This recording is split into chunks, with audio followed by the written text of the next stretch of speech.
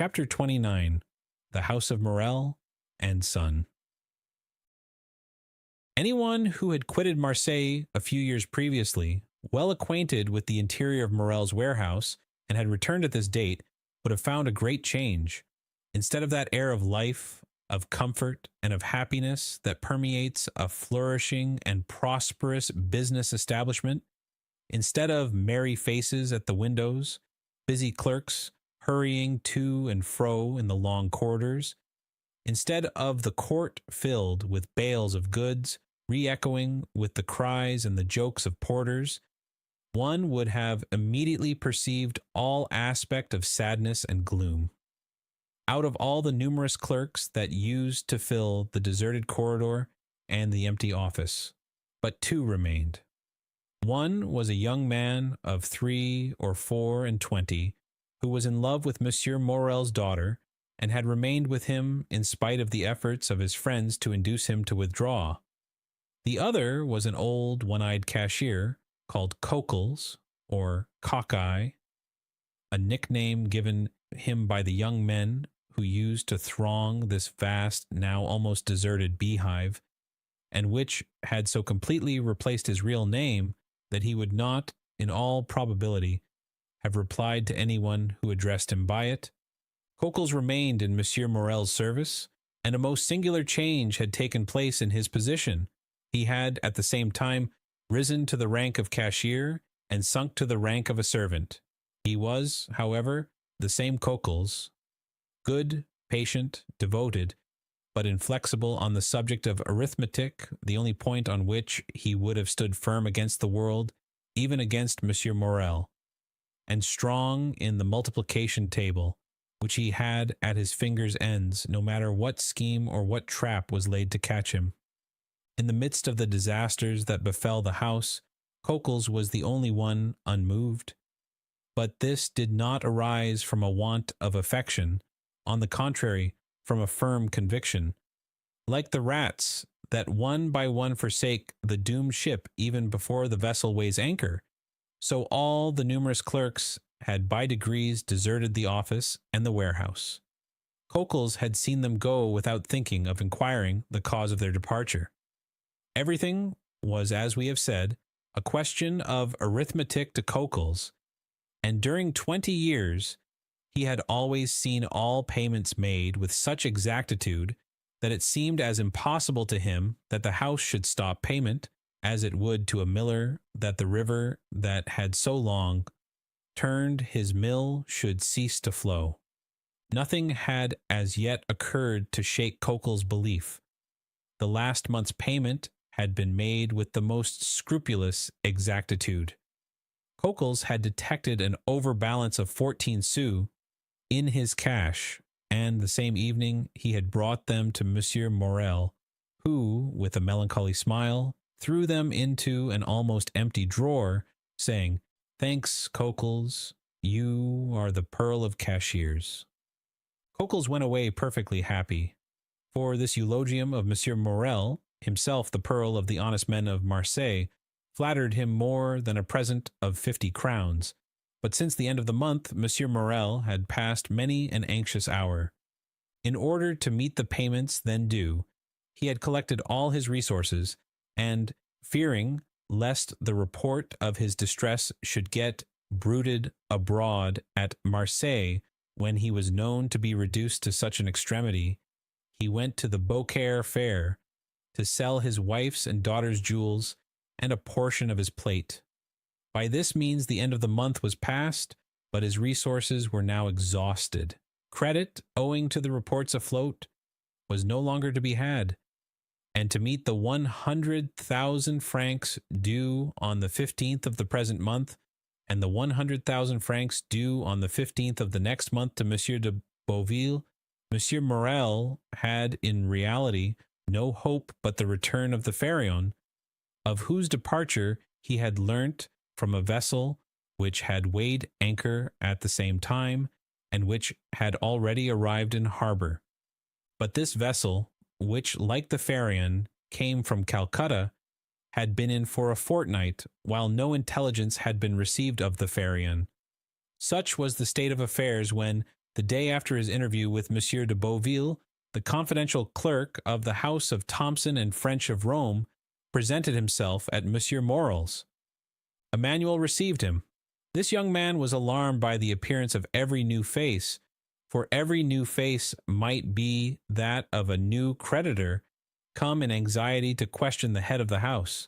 The young man, wishing to spare his employer the pain of this interview, questioned the newcomer, but the stranger declared that he had nothing to say to Monsieur Emmanuel, and that his business was with Monsieur Morel in person. Emmanuel sighed and summoned Coquels. Coquels appeared, and the young man bade him conduct the stranger to Monsieur Morel's apartment. Coquels went first, and the stranger followed him. On the staircase, they met a beautiful girl of 16 or 17, who looked with anxiety at the stranger. Monsieur Morel is in his room, is he not, Mademoiselle Julie? Said the cashier. Yes, I think so at least, said the young girl, hesitatingly. Go and see, Coquels, and if my father is there, announce this gentleman. It will be useless to announce me, mademoiselle, returned the Englishman.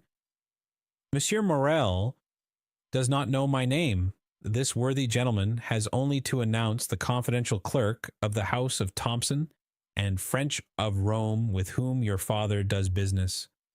The young girl turned pale and continued to descend, while the stranger and Coquels continued to mount the staircase.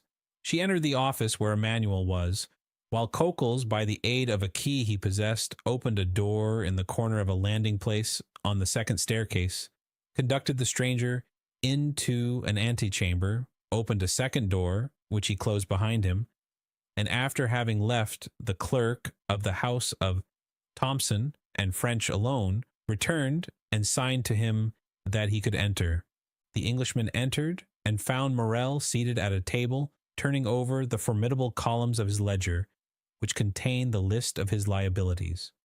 At the sight of the stranger, Monsieur Morel closed the ledger, arose, and offered a seat to the stranger, and when he had seen him seated, resumed his own chair.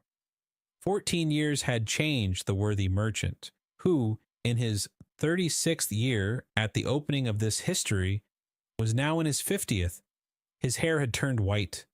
Time and sorrow had plowed deep furrows on his brow, and his look, once so firm and penetrating, was now irresolute and wandering, as if he feared being forced to fix his attention on some particular thought or person. The Englishman looked at him with an air of curiosity, evidently mingled with interest. Monsieur, said Morel, whose uneasiness was increased by this examination, you wish to speak to me? Yes, monsieur. You are aware from whom I come? The house of Thomson and French, at least so my cashier tells me. He has told you rightly.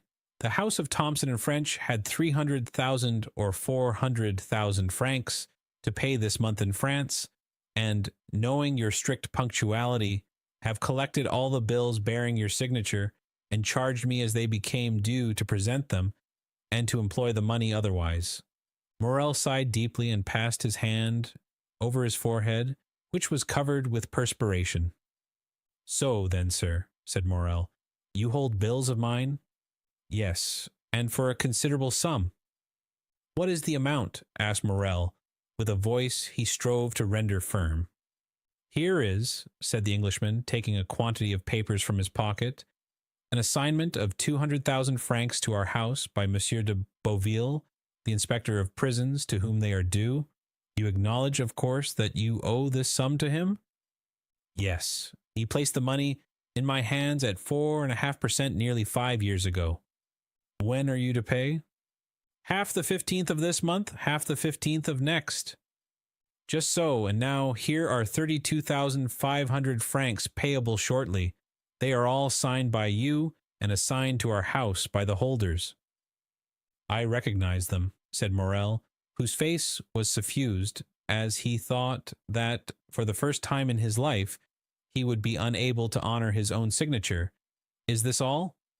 No, I have for the end of the month these bills which have been assigned to us by the house of Pascal. and the house of Weil and Turner of Marseille, amounting to nearly 55,000 francs. In all, 287,500 francs. It is impossible to describe what Morel suffered during this enumeration. 287,500 francs, repeated he. Yes, sir, replied the Englishman. I will not, continued he, after a moment's silence, conceal from you that while your probity and exactitude up to this moment are universally acknowledged, yet the report is current in Marseille that you are not able to meet your liabilities. At this almost brutal speech, Morel turned deathly pale. Sir, said he, up to this time, and it is now more than 24 years since I received the direction of this house from my father, who had himself conducted it for 35 years, never has anything bearing the signature of Morel and Son been dishonored. I know that, replied the Englishman, but as a man of honor should answer another, tell me fairly, shall you pay these with the same punctuality? Morel shuddered and looked at the man, who spoke with more assurance than he had hitherto shown. To questions frankly put, said he, a straightforward answer should be given. Yes, I shall pay, if, as I hope, my vessel arrives safely, for its arrival will again procure me the credit which the numerous accidents of which I have been the victim have deprived me. But if the Pharaon should be lost, and this last resource be gone. The poor man's eyes filled with tears. Well, said the other, if this last resource fail you? Well, returned Morel, it is a cruel thing to be forced to say, but already used to misfortune, I must habituate myself to shame. I fear I shall be forced to suspend payment. Have you no friends who could assist you? Morel smiled mournfully. In business, sir, said he, and one has no friends, only correspondents. It is true, murmured the Englishman. Then you have but one hope. But one. The last. The last. So that, if this fail, I am ruined, completely ruined. As I was on my way here, a vessel was coming into port. I know it, sir. A young man who still adheres to my fallen fortunes passes a part of his time in a belvedere at the top of the house in hopes of being the first to announce good news to me. He has informed me of the arrival of this ship. And it is not yours? No, she is a Bordeaux vessel, La Gironde. She comes from India also, but she is not mine. Perhaps she has spoken to the Pharaon and brings you some tidings of her? Shall I tell you plainly one thing, sir? I dread almost as much to receive any tidings of my vessel as to remain in doubt. Uncertainty is still hope. Then, in a low voice, Morel added, this delay is not natural. The Pharaon left Calcutta the 5th of February. She ought to have been here a month ago. What is that? Said the Englishman. What is the meaning of that noise? Oh, my God! Cried Morel, turning pale. What is it? A loud noise was heard on the stairs of people moving hastily and half-stifled sobs. Morel rose and advanced to the door, but his strength failed him, and he sank into a chair. The two men remained opposite one another, Morel trembling in every limb, the stranger gazing at him with an air of profound pity. The noise had ceased, but it seemed that Morel expected something. Something had occasioned the noise, and something must follow. The stranger fancied he heard footsteps on the stairs, and that the footsteps, which were those of several persons, stopped at the door. A key was inserted in the lock of the first door, and the creaking of hinges was audible. There are only two persons who have the key to that door, murmured Morel. Cockles and Julie. At this instant the second door opened, and the young girl, her eyes bathed with tears, appeared. Morel rose tremblingly, supporting himself by the arm of the chair. He would have spoken, but his voice failed him. "Oh, father," said she, clasping her hands, Forgive your child for being the bearer of evil tidings. Morel again changed color. Julie threw herself into his arms. Oh, father, father, murmured she. Courage. The Farron has gone down, then, said Morel, in a hoarse voice. The young girl did not speak, but she made an affirmative sign with her head as she lay on her father's breast.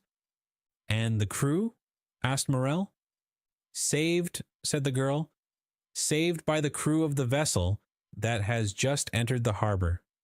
Morel raised his two hands to heaven with an expression of resignation and sublime gratitude. Thanks, my God, said he. At least thou strikest but me alone. A tear moistened the eye of the phlegmatic Englishman. Come in, said Morel, for I presume you are all at the door. Scarcely had he uttered those words when Madame Morel entered, weeping bitterly. Emmanuel followed her, and in the antechamber were visible the rough faces of 7 or 8 half-naked sailors. At the sight of these men, the Englishman started and advanced a step, then restrained himself and retired into the farthest and most obscure corner of the apartment. Madame Morel sat down by her husband and took one of his hands in hers. Julie still lay with her head on his shoulder. Emmanuel stood in the center of the chamber and seemed to form the link between Morel's family and the sailors at the door. How did this happen? Said Morel. Draw nearer, Penelon, said the young man, and tell us all about it. An old seaman, bronzed by the tropical sun, advanced, twirling the remains of a hat between his hands. Good day, Monsieur Morel, said he, as if he had just quitted Marseille the previous evening and had just returned from Aix or Toulon. Good day, Penelon, returned Morel, who could not refrain from smiling through his tears. Where is the captain? The captain, Monsieur Morel. He has stayed behind sick at Palma, but please God, it won't be much, and you will see him in a few days, all alive and hearty. Well, now tell your story, Penelon. Penelon rolled his quid in his cheek, placed his hand before his mouth, turned his head, and sent a long jet of tobacco juice into the antechamber, advanced his foot, balanced himself, and began. You see, Monsieur Morel, said he, we were somewhere between Cape Blanc and Cape Boyador, sailing with a fair breeze south-southwest after a week's calm. When Captain Gomard comes up to me, I was at the helm, I should tell you, and says, Penelon, what do you think of those clouds coming up over there? I was just then looking at them myself. What do I think, Captain? Why, I think that they are rising faster than they have any business to do, and that they would not be so black if they didn't mean mischief. That's my opinion too, said the captain, and I'll take precautions accordingly. We are carrying too much canvas. Avast there, all hands. Take in the studding sails and stow the flying jib. It was time. The squall was on us, and the vessel began to heel.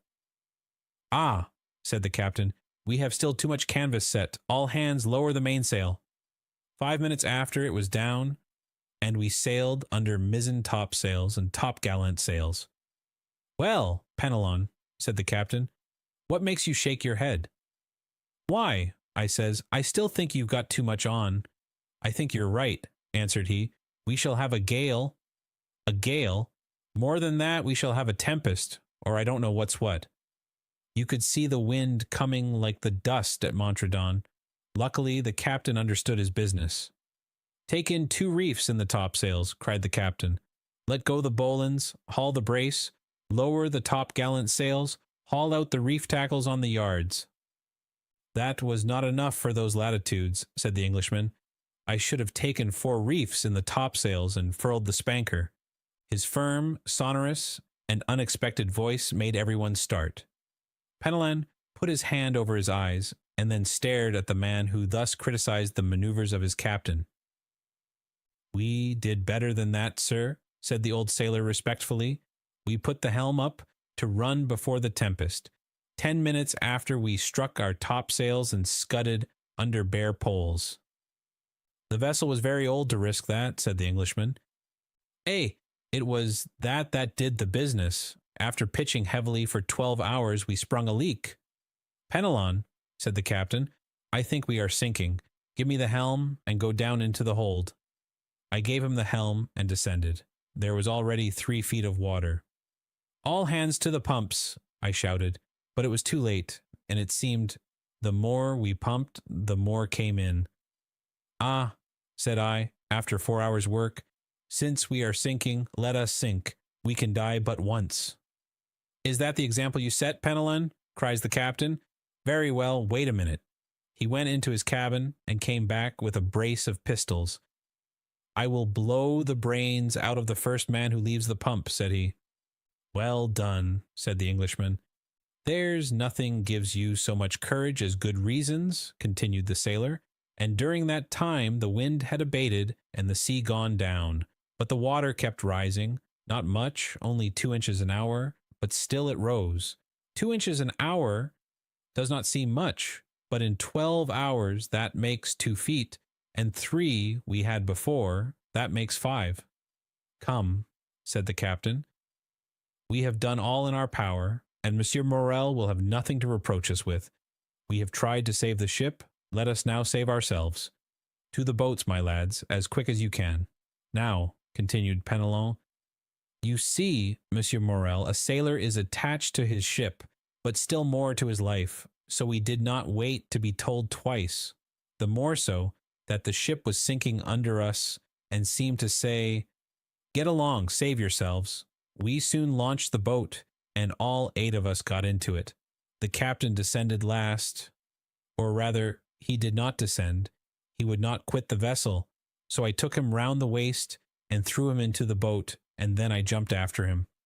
It was time, for just as I jumped the deck, burst with a noise like the broadside of a man of war. 10 minutes after she pitched forward, then the other way, spun round and then goodbye to the Pharian. As for us, we were 3 days without anything to eat or drink, so that we began to think of drawing lots who should feed the rest. When we saw La Gironde, we made signals of distress. She perceived us, made for us, and took us all on board. There now, Monsieur Morel, that's the whole truth, on the honor of a sailor. Is not it true, you fellows there? A general murmur of approbation showed that the narrator had faithfully detailed their misfortunes and sufferings. Well, well, said Monsieur Morel, I know there was no one in fault but destiny. It was the will of God that this should happen, blessed be his name. What wages are due to you? Oh, don't let us talk of that, Monsieur Morel. Yes, but we will talk of it. Well then, 3 months, said Penelon. Cockles, pay 200 francs to each of these good fellows, said Morel. At another time, added he, I should have said, give them besides 200 francs over as a present. But times are changed, and the little money that remains to me is not my own, so do not think me mean on this account. Penelon turned to his companions and exchanged a few words with them. As for that, Monsieur Morel, said he, again turning his quid, as for that, as for what? The money. Well, we all say that 50 francs will be enough for us at present, and that we will wait for the rest. Thanks, my friends, thanks, cried Morel gratefully. Take it, and if you can find another employer, enter his service. You are free to do so. These last words produced a prodigious effect on the seaman. Penelon nearly swallowed his quid. Fortunately, he recovered. What, Monsieur Morel, said he in a low voice. You send us away, you are then angry with us. No, no, said Monsieur Morel. I am not angry, quite the contrary, and I do not send you away. But I have no more ships, and therefore I do not want any sailors. No more ships, returned Penelon. Well, then, you'll build some. We'll wait for you. I have no money to build ships with, Penelon, said the poor owner mournfully, so I cannot accept your kind offer. No more money. Then you must not pay us. We can scud like the Pharaon under bare poles. Enough, enough, cried Morel, almost overpowered. Leave me, I pray you. We shall meet again in a happier time. Emmanuel, go with them and see that my orders are executed. At least we shall see each other again, Monsieur Morel? Asked Penelon. Yes, I hope so, at least. Now go. He made a sign to Chronicles, who went first, the seaman followed him, and Emmanuel brought up the rear. Now, said the owner to his wife and daughter, leave me. I wish to speak with this gentleman. And he glanced towards the clerk of Thompson and French, who had remained motionless in the corner during this scene, in which he had taken no part, except the few words we have mentioned. The two women looked at this person whose presence they had entirely forgotten, and retired. But as she left the apartment, Julie gave the stranger a supplicating glance, to which he replied by a smile that an indifferent spectator would have been surprised to see on his stern features. The two men were left alone. Well, sir, said Morel, sinking into a chair, you've heard all, and I have nothing further to tell you. I see, returned the Englishman, that a fresh and unmerited misfortune has overwhelmed you, and this only increases my desire to serve you. Oh, sir, cried Morel. Let me see, continued the stranger. I am one of your largest creditors. Your bills, at least, are the first that will fall due. Do you wish for time to pay? A delay would save my honor, and consequently my life. How long a delay do you wish for? Morel reflected. 2 months, said he. I will give you 3, replied the stranger. But, asked Morel, will the house of Thompson and French consent? Oh, I take everything on myself. Today is the 5th of June. Yes.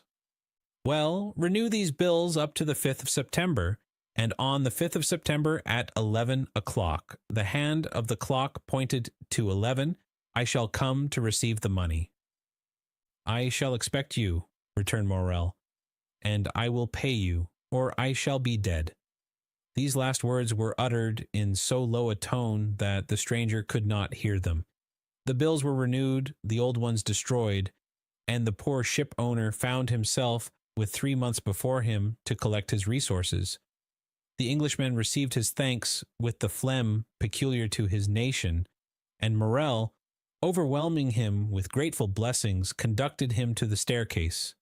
The stranger met Julie on the stairs. She pretended to be descending, but in reality she was waiting for him. Oh, sir, said she, clasping her hands. Mademoiselle, said the stranger, one day you will receive a letter signed Sinbad the Sailor, but do exactly what the letter bids you, however strange it may appear. Yes, sir, returned Julie. Do you promise? I swear to you I will. It is well. Adieu, mademoiselle. Continue to be the good, sweet girl you are at present, and I have great hopes that heaven will reward you by giving you Emmanuel for a husband. Julie uttered a faint cry, blushed like a rose, and leaned against the baluster. The stranger waved his hand and continued to descend. In the court he found Penelon, who, with a rouleau of 100 francs in either hand, seemed unable to make up his mind to retain them. Come with me, my friend, said the Englishman. I wish to speak to you. Chapter 30. The 5th of September. The extension provided for by the agent of Thompson and French, at the moment when Morel expected it least, was to the poor shipowner so decided a stroke of good fortune that he almost dared to believe that fate was at length grown weary of wasting her spite upon him. The same day he told his wife, Emmanuel, and his daughter all that had occurred, and a ray of hope, if not of tranquillity, returned to the family. Unfortunately, however, Morel had not only engagements with the house of Thompson and French, who had shown themselves so considerate towards him, and, as he had said, in business, he had correspondents, and not friends. When he thought the matter over, he could by no means account for this generous conduct on the part of Thompson and French towards him, and could only attribute it to some such selfish argument as this: we had better help a man who owes us nearly 300,000 francs, and have those 300,000 francs at the end of 3 months, than hasten his ruin and get only 6 or 8% of our money back again. Unfortunately, whether through envy or stupidity, all Morel's correspondents did not take this view, and some even came to a contrary decision. The bills signed by Morel were presented at his office with scrupulous exactitude, and, thanks to the delay granted by the Englishman, were paid by Chronicles with equal punctuality. Chronicles thus remained in his accustomed tranquillity. It was Morel alone who remembered with alarm that if he had to repay on the 15th the 50,000 francs of Monsieur de Beauville, and on the 30th the 32,500 francs of bills, for which, as well as the debt due to the inspector of prisons, he had time granted, he must be a ruined man. The opinion of all the commercial men was that, under the reverses which had successively weighed down Morel, it was impossible for him to remain solvent. Great, therefore, was the astonishment when, at the end of the month, he cancelled all his obligations with his usual punctuality. Still, confidence was not restored to all minds, and the general opinion was that the complete ruin of the unfortunate shipowner had been postponed only until the end of the month. The month passed, and Morel made extraordinary efforts to get in all his resources. Formerly, his paper, at any date, was taken with confidence, and was even in request. Morel now tried to negotiate bills at 90 days only, and none of the banks would give him credit. Fortunately, Morel had some funds coming in on which he could rely, and as they reached him, he found himself in a condition to meet his engagements when the end of July came. The agent of Thompson and French had not been again seen at Marseille. The day after, or 2 days after his visit to Morel, he had disappeared, and as in that city he had had no intercourse but with the mayor, the inspector of prisons, and Monsieur Morel, his departure left no trace except in the memories of these three persons.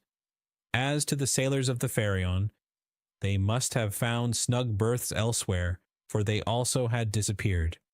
Captain Gaumard, recovered from his illness, had returned from Palma. He delayed presenting himself at Morel's, but the owner, hearing of his arrival, went to see him. The worthy shipowner knew, from Penelon's recital, of the captain's brave conduct during the storm, and tried to console him. He brought him also the amount of his wages, which Captain Gaumard had not dared to apply for. As he descended the staircase, Morel met Penelon, who was going up. Penelon had, it would seem, made good use of his money, for he was newly clad.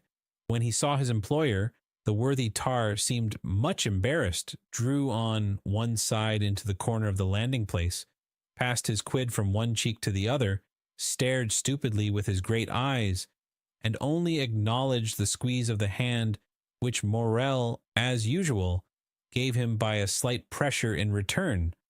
Morel attributed Penelon's embarrassment to the elegance of his attire. It was evident the good fellow had not gone to such an expense on his own account.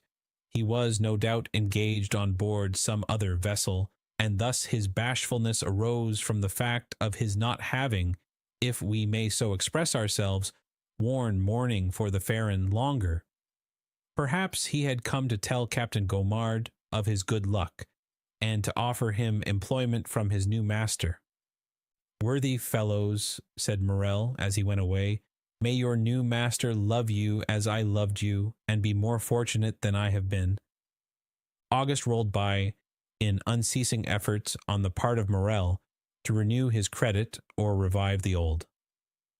On the 20th of August, it was known at Marseille that he had left town in the mail coach, and then it was said that the bills would go to protest at the end of the month, and that Morel had gone away and left his chief clerk Emmanuel and his cashier Chronicles to meet the creditors. But, contrary to all expectation, when the 31st of August came, the house opened as usual, and Chronicles appeared behind the grating of the counter, examined all bills presented with the usual scrutiny, and, from first to last, paid all with the usual precision. There came in, moreover, Two drafts which Monsieur Morel had fully anticipated, and which Coquels paid as punctually as the bills which the shipowner had accepted. All this was incomprehensible, and then, with the tenacity peculiar to prophets of bad news, the failure was put off until the end of September. On the 1st, Morel returned. He was awaited by his family with extreme anxiety, for from this journey to Paris they hoped great things. Morel had thought of Danglars, who was now immensely rich, and had lain under great obligations to Morel in former days, since to him it was owing that Danglars entered the service of the Spanish banker, with whom he had laid the foundations of his vast wealth. It was said at this moment that Danglars was worth from 6 to 8 millions of francs, and had unlimited credit. Danglars then, without taking a crown from his pocket, could save Morel. He had but to pass his word for a loan, and Morel was saved. Morel had long thought of Danglars, but had kept away from some instinctive motive, and had delayed as long as possible availing himself of this last resource. And Morel was right, for he returned home crushed by the humiliation of a refusal.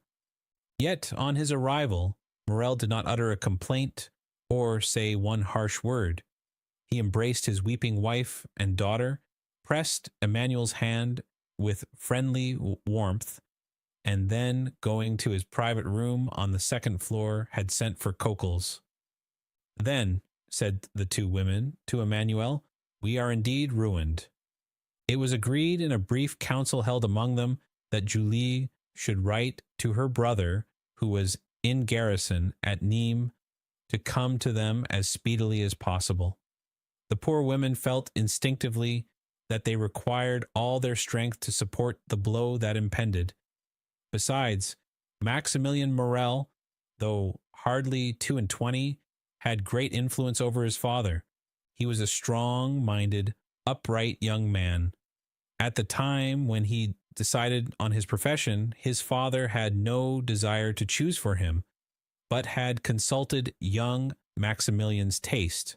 He had at once declared for a military life, and had in consequence studied hard, passed brilliantly through the Polytechnic School, and left it as sub-lieutenant of the 53rd of the line. For a year he had held this rank, and expected promotion on the first vacancy. In his regiment, Maximilian Morel was noted for his rigid observance, not only of the obligations imposed on a soldier, but also of the duties of a man, and he thus gained the name of the Stoic. We need hardly say that many of those who gave him this epithet repeated it because they had heard it, and did not even know what it meant. This was the young man whom his mother and sister called to their aid to sustain them under the serious trial, which they felt they would soon have to endure. They had not mistaken the gravity of this event, for the moment after Morel had entered his private office with Coquels, Julie saw the latter leave it pale, trembling, and his features betraying the utmost consternation.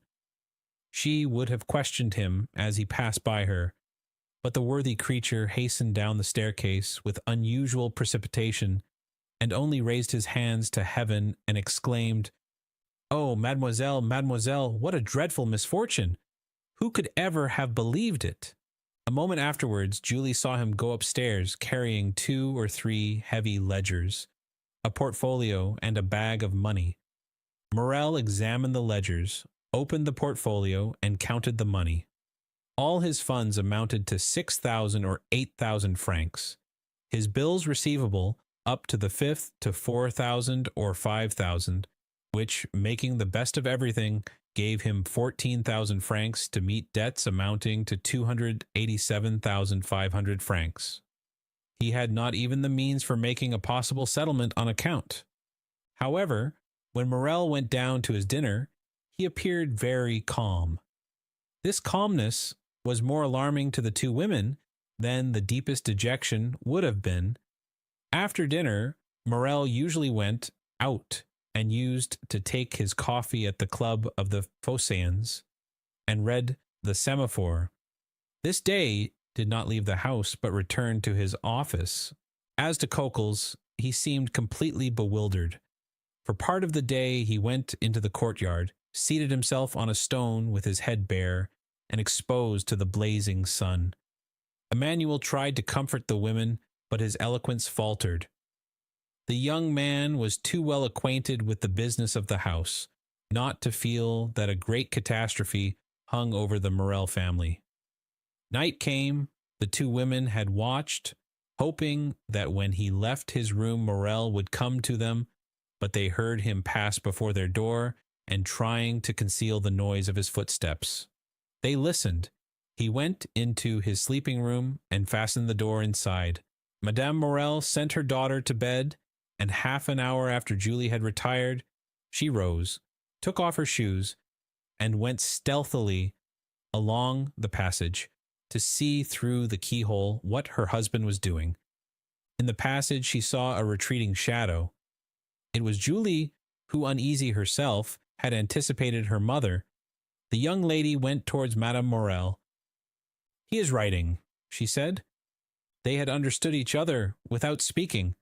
Madame Morel looked again through the keyhole. Morel was writing, but Madame Morel remarked what her daughter had not observed, that her husband was writing on stamped paper. The terrible idea that he was writing his will flashed across her. She shuddered, and yet had not strength to utter a word.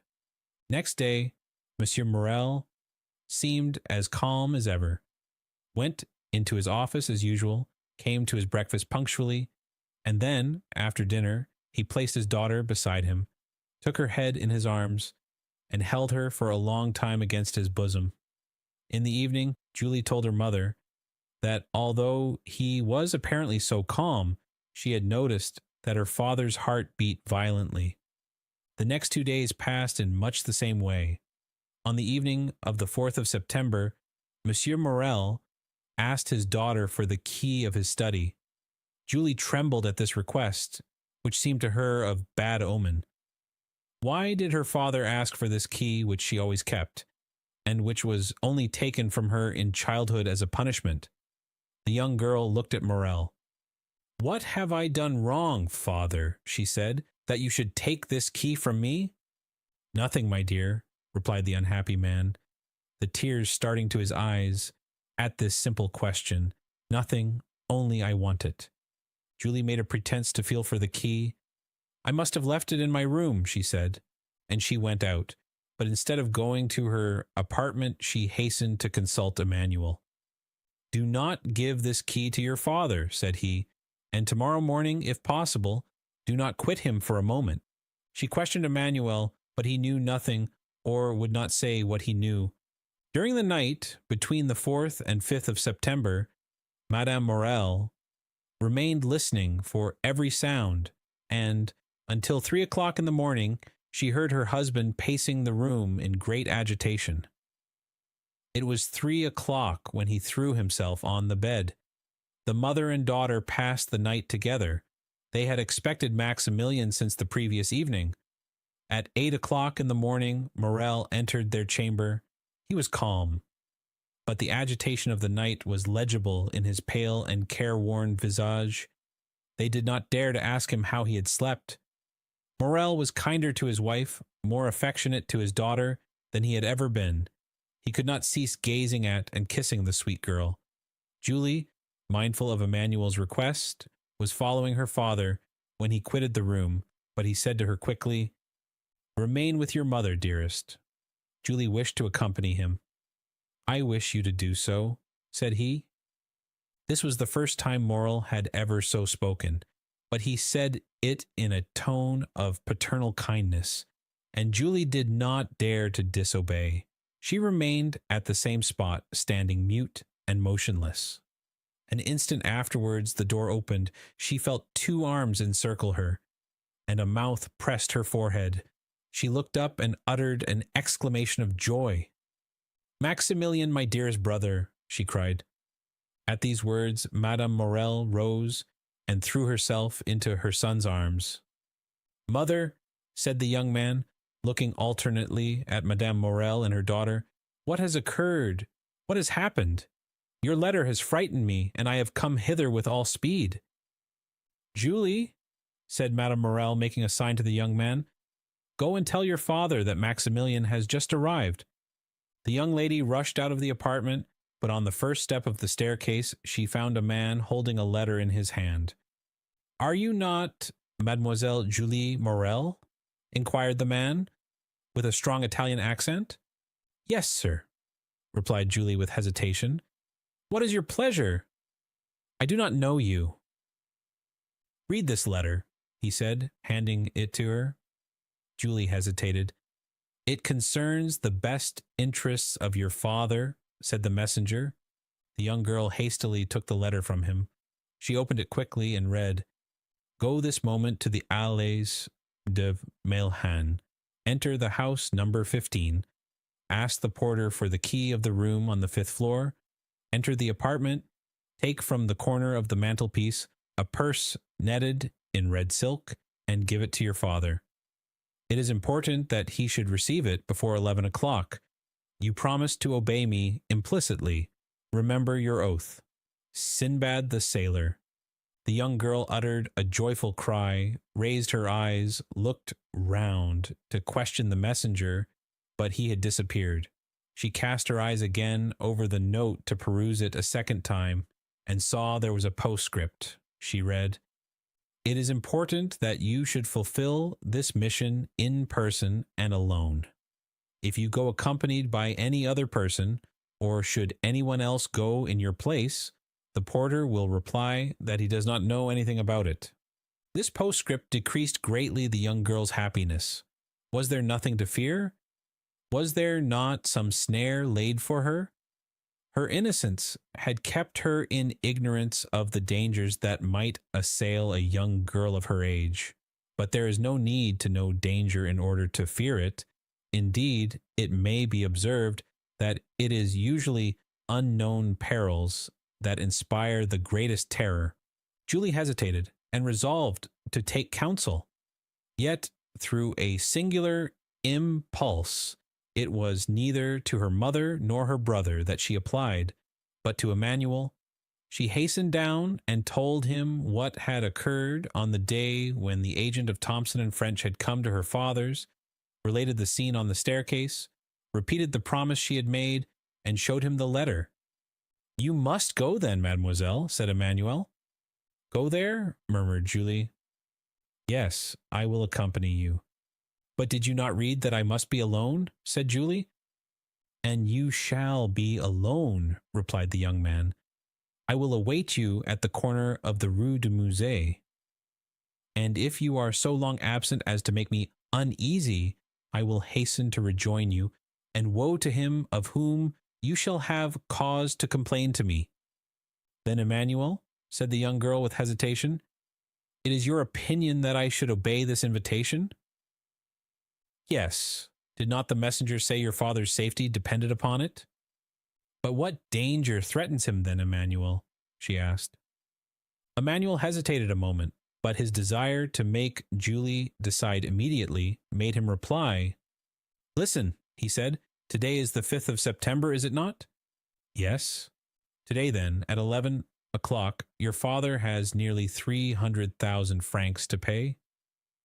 "Yes, we know that." "Well, then," continued Emmanuel, "we have not 15,000 francs in the house. What will happen then?"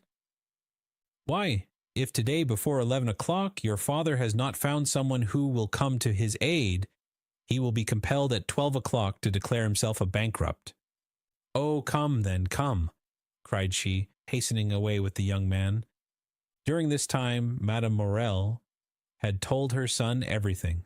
The young man knew quite well that after the succession of misfortunes which had befallen his father, great changes had taken place in the style of living and housekeeping, but he did not know that matters had reached such a point. He was thunderstruck. Then, rushing hastily out of the apartment, he ran upstairs, expecting to find his father in his study, but he rapped there in vain. While he was yet at the door of the study, he heard the bedroom door open, turned, and saw his father. Instead of going direct to his study, Monsieur Morel had returned to his bedchamber, which he was only this moment quitting.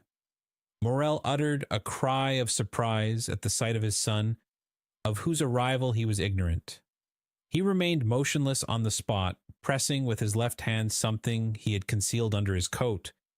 Maximilian sprang down the staircase and threw his arms round his father's neck, but suddenly he recoiled and placed his right hand on Morel's breast.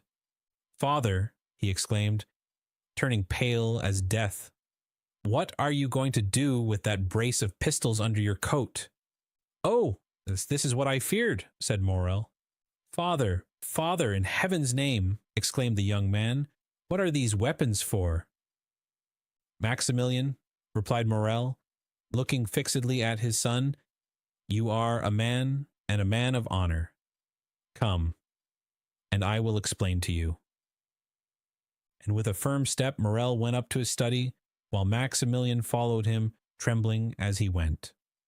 Morel opened the door and closed it behind his son, then crossing the anteroom, went to his desk, on which he placed the pistols and pointed with his finger to an open ledger. In this ledger was made out an exact balance sheet of his affairs. Morel had to pay, within half an hour, 287,500 francs. All he possessed was 15,257 francs. "Read," said Morel. The young man was overwhelmed as he read. Morel said not a word. What could he say? What need he add to such a desperate proof in figures? "And have you done all that is possible, father, to meet this disastrous result?" asked the young man, after a moment's pause. "I have," replied Morel. "You have no money coming in on which you can rely?" "None." "You have exhausted every resource?" "All." "And in half an hour," said Maximilian in a gloomy voice, "our name is dishonored." "Blood washes out dishonor," said Morel. "You are right, father. I understand you." Then, extending his hand toward one of the pistols, he said, "There is one for you and one for me, thanks." Morel caught his hand. "Your mother, your sister, who will support them?" A shudder ran through the young man's frame. "Father," he said, "do you reflect that you are bidding me to live?" "Yes, I do so bid you," answered Morel. "It is your duty." "You have a calm, strong mind, Maximilian. Maximilian, you are no ordinary man. I make no requests or commands. I only ask you to examine my position as if it were your own, and then judge for yourself." The young man reflected for a moment. Then an expression of sublime resignation appeared in his eyes, and with a slow and sad gesture he took off his two epaulets, the insignia of his rank. "Be it so then, my father," he said, extending his hand to Morel. "Die in peace, my father. I will live." Morel was about to cast himself on his knees before his son, but Maximilian caught him in his arms, and those two noble hearts were pressed against each other for a moment. "You know it is not my fault," said Morel. Maximilian smiled. "I know, father. You are the most honorable man I have ever known." "Good, my son. And now there is no more to be said. Go and rejoin your mother and sister." "My father," said the young man, bending his knee, "bless me." Morel took the head of his son between his two hands, drew him forward, and kissing his forehead several times, said, "Oh, yes, yes, I bless you in my own name, and in the name of 3 generations of irreproachable men who say through me, the edifice which misfortune has destroyed, Providence may build up again. On seeing me die such a death, the most inexorable will have pity on you. To you, perhaps, they will accord the time they have refused to me. Then do your best to keep our name free from dishonor. Go to work, labor, young man, struggle ardently and courageously, live, yourself, your mother and sister, with the most rigid economy, so that from day to day the property of those whom I leave in your hands may augment and fructify." Reflect how glorious a day it will be, how grand, how solemn that day of complete restoration, on which you will say in this very office, my father died because he could not do what I have this day done, but he died calmly and peaceably, because in dying he knew what I should do. My father, cried the young man, why should you not live? If I live, all would be changed. If I live, interest would be converted into doubt, pity into hostility. If I live, I am only a man who has broken his word, failed in his engagements. In fact, only a bankrupt. If, on the contrary, I die, remember, Maximilian, my corpse is that of an honest but unfortunate man. Living, my best friends would avoid my house. Dead, all Marseille will follow me in tears to my last home. Living, you would feel shame at my name. Dead, you may raise your head and say, I am the son of him you killed, because, for the first time, he has been compelled to break his word. The young man uttered a groan, but appeared resigned. And now, said Morrel, leave me alone, and endeavor to keep your mother and sister away. Will you not see my sister once more? Asked Maximilian. A last but final hope was concealed by the young man in the effect of this interview, and therefore he had suggested it. Morrel shook his head. I saw her this morning, and bade her adieu. Have you no particular commands to leave with me, my father? Inquired Maximilian in a faltering voice. Yes, my son, and a sacred command. Say it, my father. The house of Thomson and French is the only one who, from humanity, or it may be selfishness, it is not for me to read men's hearts, has had any pity for me, its agent, who will in 10 minutes present himself to receive the amount of a bill of 287,500 francs. I will not say granted, but offered me 3 months. Let this house be the first repaid, my son, and respect this man. Father, I will, said Maximilian. And now, once more, adieu, said Morrel. Go, leave me, I would be alone. You will find my will in the secretaire in my bedroom. The young man remained standing and motionless, having but the force of will and not the power of execution. Hear me, Maximilian, said his father.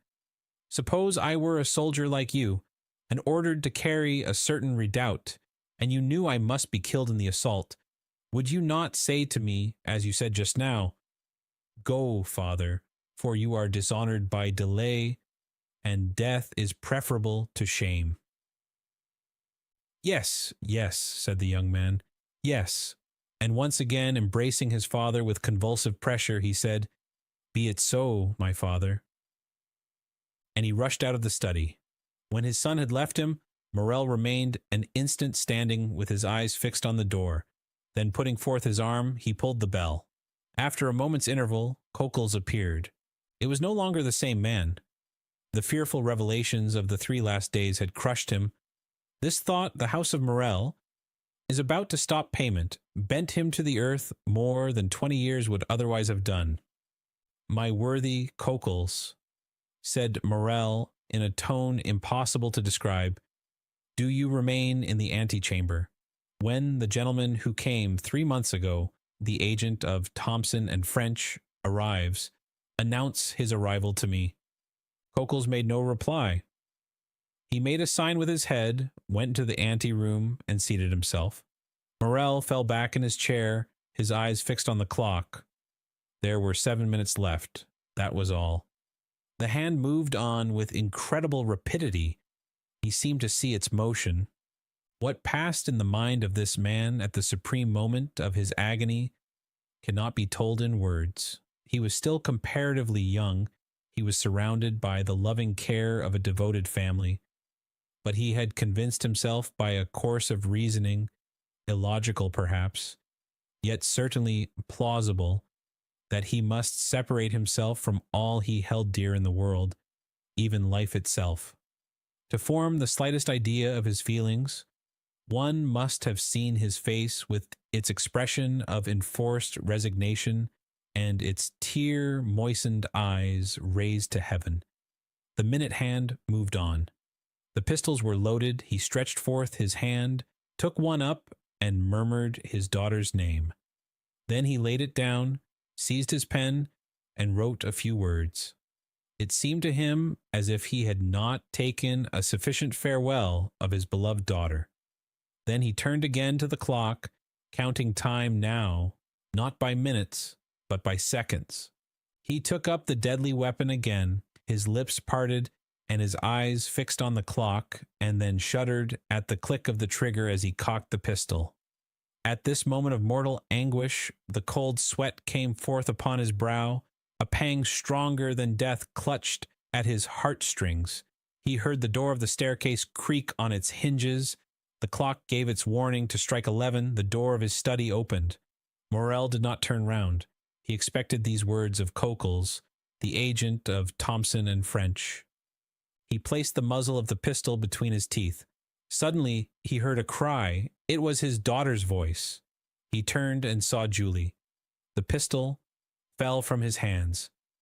"My father!" cried the young girl, out of breath and half dead with joy. "Saved! You are saved!" And she threw herself into his arms, holding in her extended hand a red, netted silk purse. "Saved, my child," said Morrel. "What do you mean?" "Yes, saved, saved, see, said the young girl. Morrel took the purse and started as he did so, for a vague remembrance reminded him that it once belonged to himself. At one end was the receipted bill for the 287,000 francs, and at the other was a diamond as large as a hazelnut, with these words on a small slip of parchment: Julie's dowry. Morrel passed his hand over his brow. It seemed to him a dream. At this moment the clock struck 11. He felt as if each stroke of the hammer fell upon his heart. "Explain, my child," he said. "Explain, my child," he said. "Explain. Where did you find this purse?" "In a house in the Allées de Mahon, number 15, on the corner of a mantelpiece in a small room on the 5th floor." "But," cried Morrel, "this purse is not yours." Julie handed to her father the letter she had received in the morning. "And did you go alone?" asked Morrel, after he had read it. "Emmanuel accompanied me, father. He was to have waited for me at the corner of the Rue du Musée, but, strange to say, he was not there when I returned." "Monsieur Morrel!" exclaimed a voice on the stairs. "Monsieur Morrel?" "It is his voice," said Julie. At this moment Emmanuel entered, his countenance full of animation and joy. "The Pharaon!" he cried. "The Pharaon!" What? The Pharaon! Are you mad, Emmanuel? You know the vessel is lost." "The Pharaon, sir. They signal the Pharaon. The Pharaon is entering the harbor." Morrel fell back in his chair. His strength was failing him.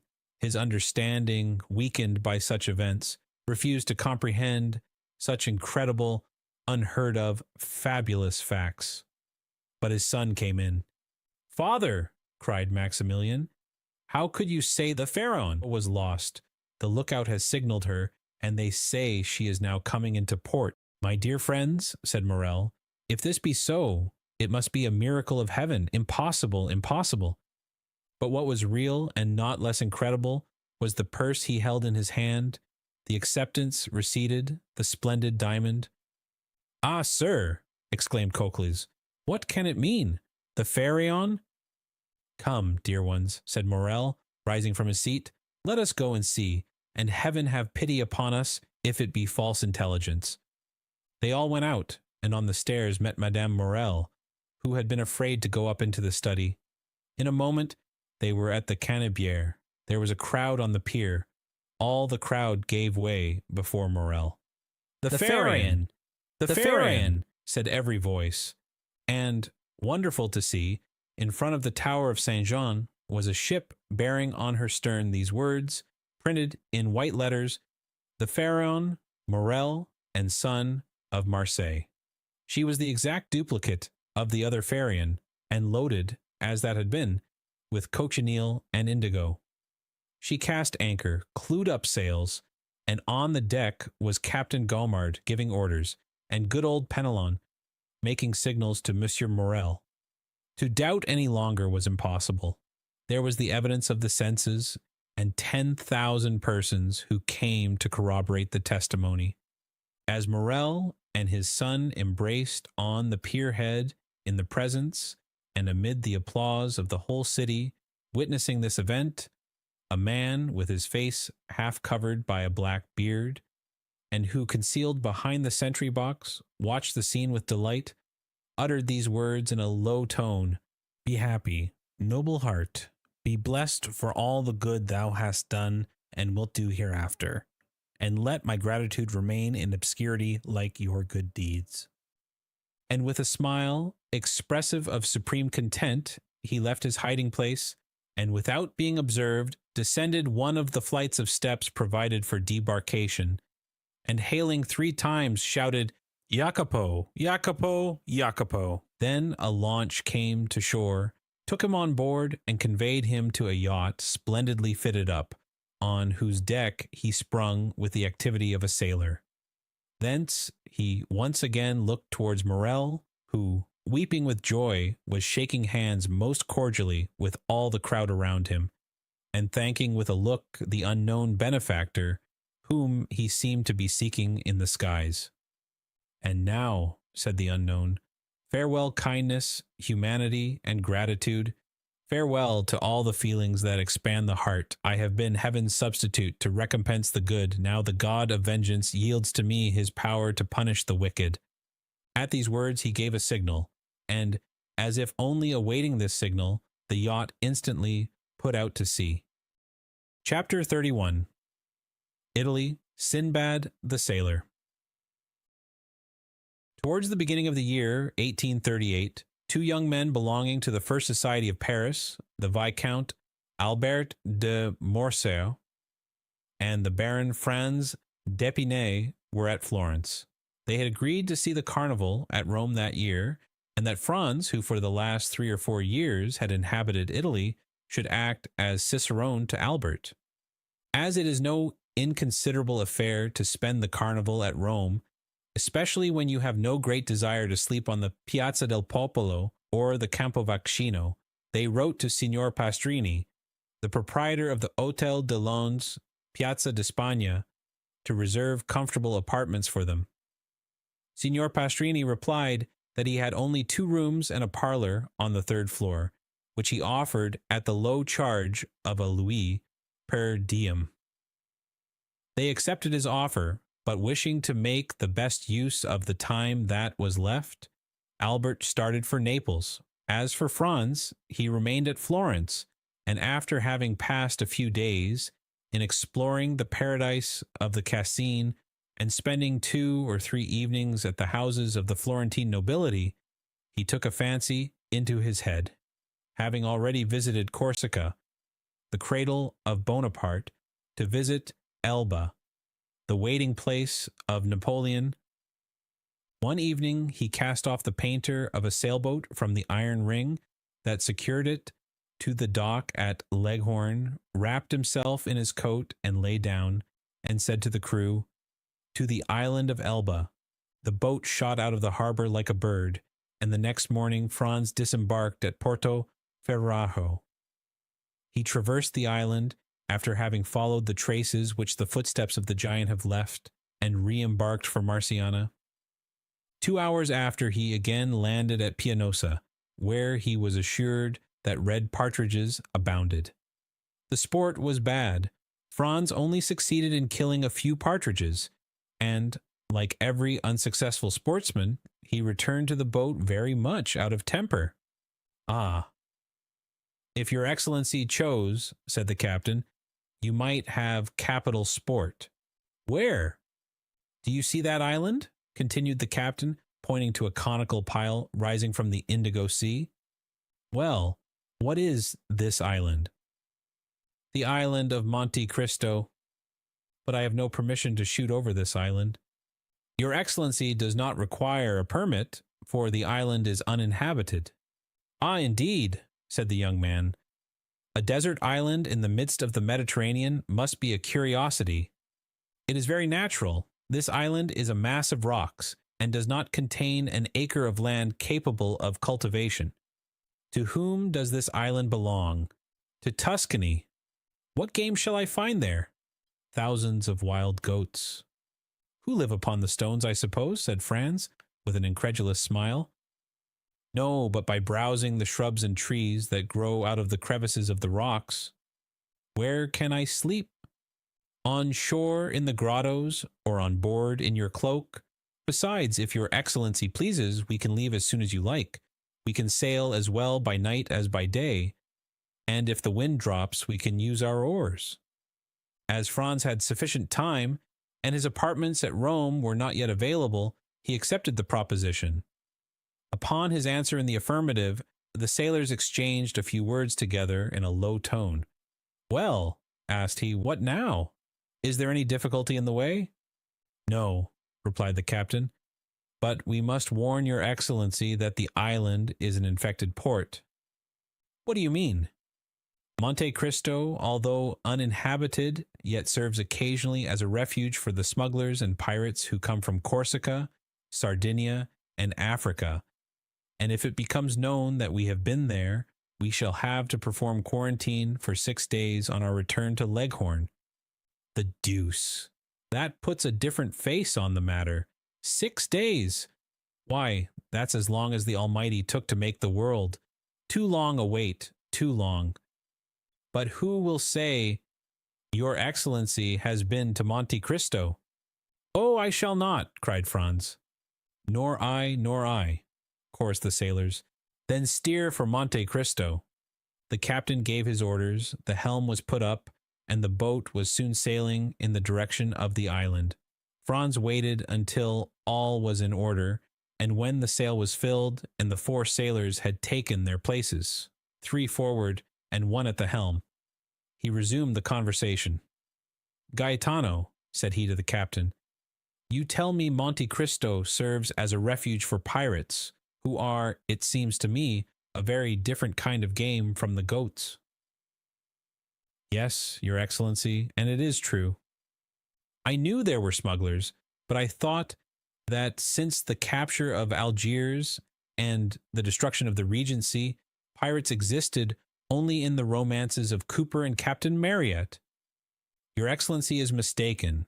There are pirates, like the bandits, who were believed to have been exterminated by Pope Leo XII, and who yet every day rob travelers at the gates of Rome.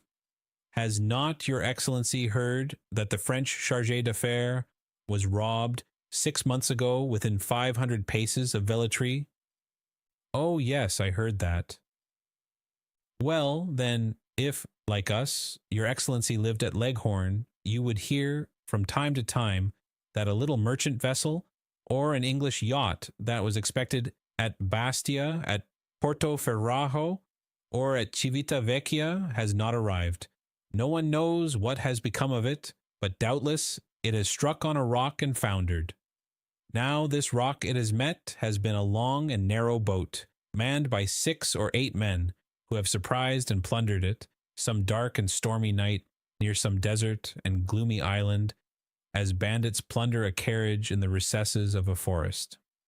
"But," asked Franz, who lay wrapped in his cloak at the bottom of the boat, "why do not those who have been plundered complain to the French, Sardinian, or Tuscan governments?"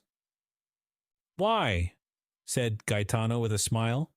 "Yes, why?" "Because in the first place, they transfer from the vessel to their own boat whatever they think worth taking. Then they bind the crew hand and foot. They attach to everyone's neck a 24-pound ball. A large hole is chopped in the vessel's bottom, and then they leave her. At the end of 10 minutes, the vessel begins to roll heavily and settle down. First one gunwale goes under, then the other. Then they lift and sink again, and both go under at once. All at once there's a noise like a cannon. That's the air blowing up the deck. Soon the water rushes out of the scupper holes like a whale spouting. The vessel gives a last groan, spins round and round, and disappears, forming a vast whirlpool in the ocean. And then all is over, so that in 5 minutes nothing but the eye of God can see the vessel where she lies at the bottom of the sea. "Do you understand now," said the captain, "why no complaints are made to the government, and why the vessel never reaches port? It is probable that if Gaetano had related this previous to proposing the expedition, Franz would have hesitated, but now that they had started, he thought it would be cowardly to draw back. He was one of those men who do not rashly court danger, but if danger presents itself, combat it with the most unalterable coolness. Calm and resolute, he treated any peril as he would an adversary in a duel, calculated its probable method of approach, retreated, if at all, as a point of strategy and not from cowardice, was quick to see an opening for attack, and won victory at a single.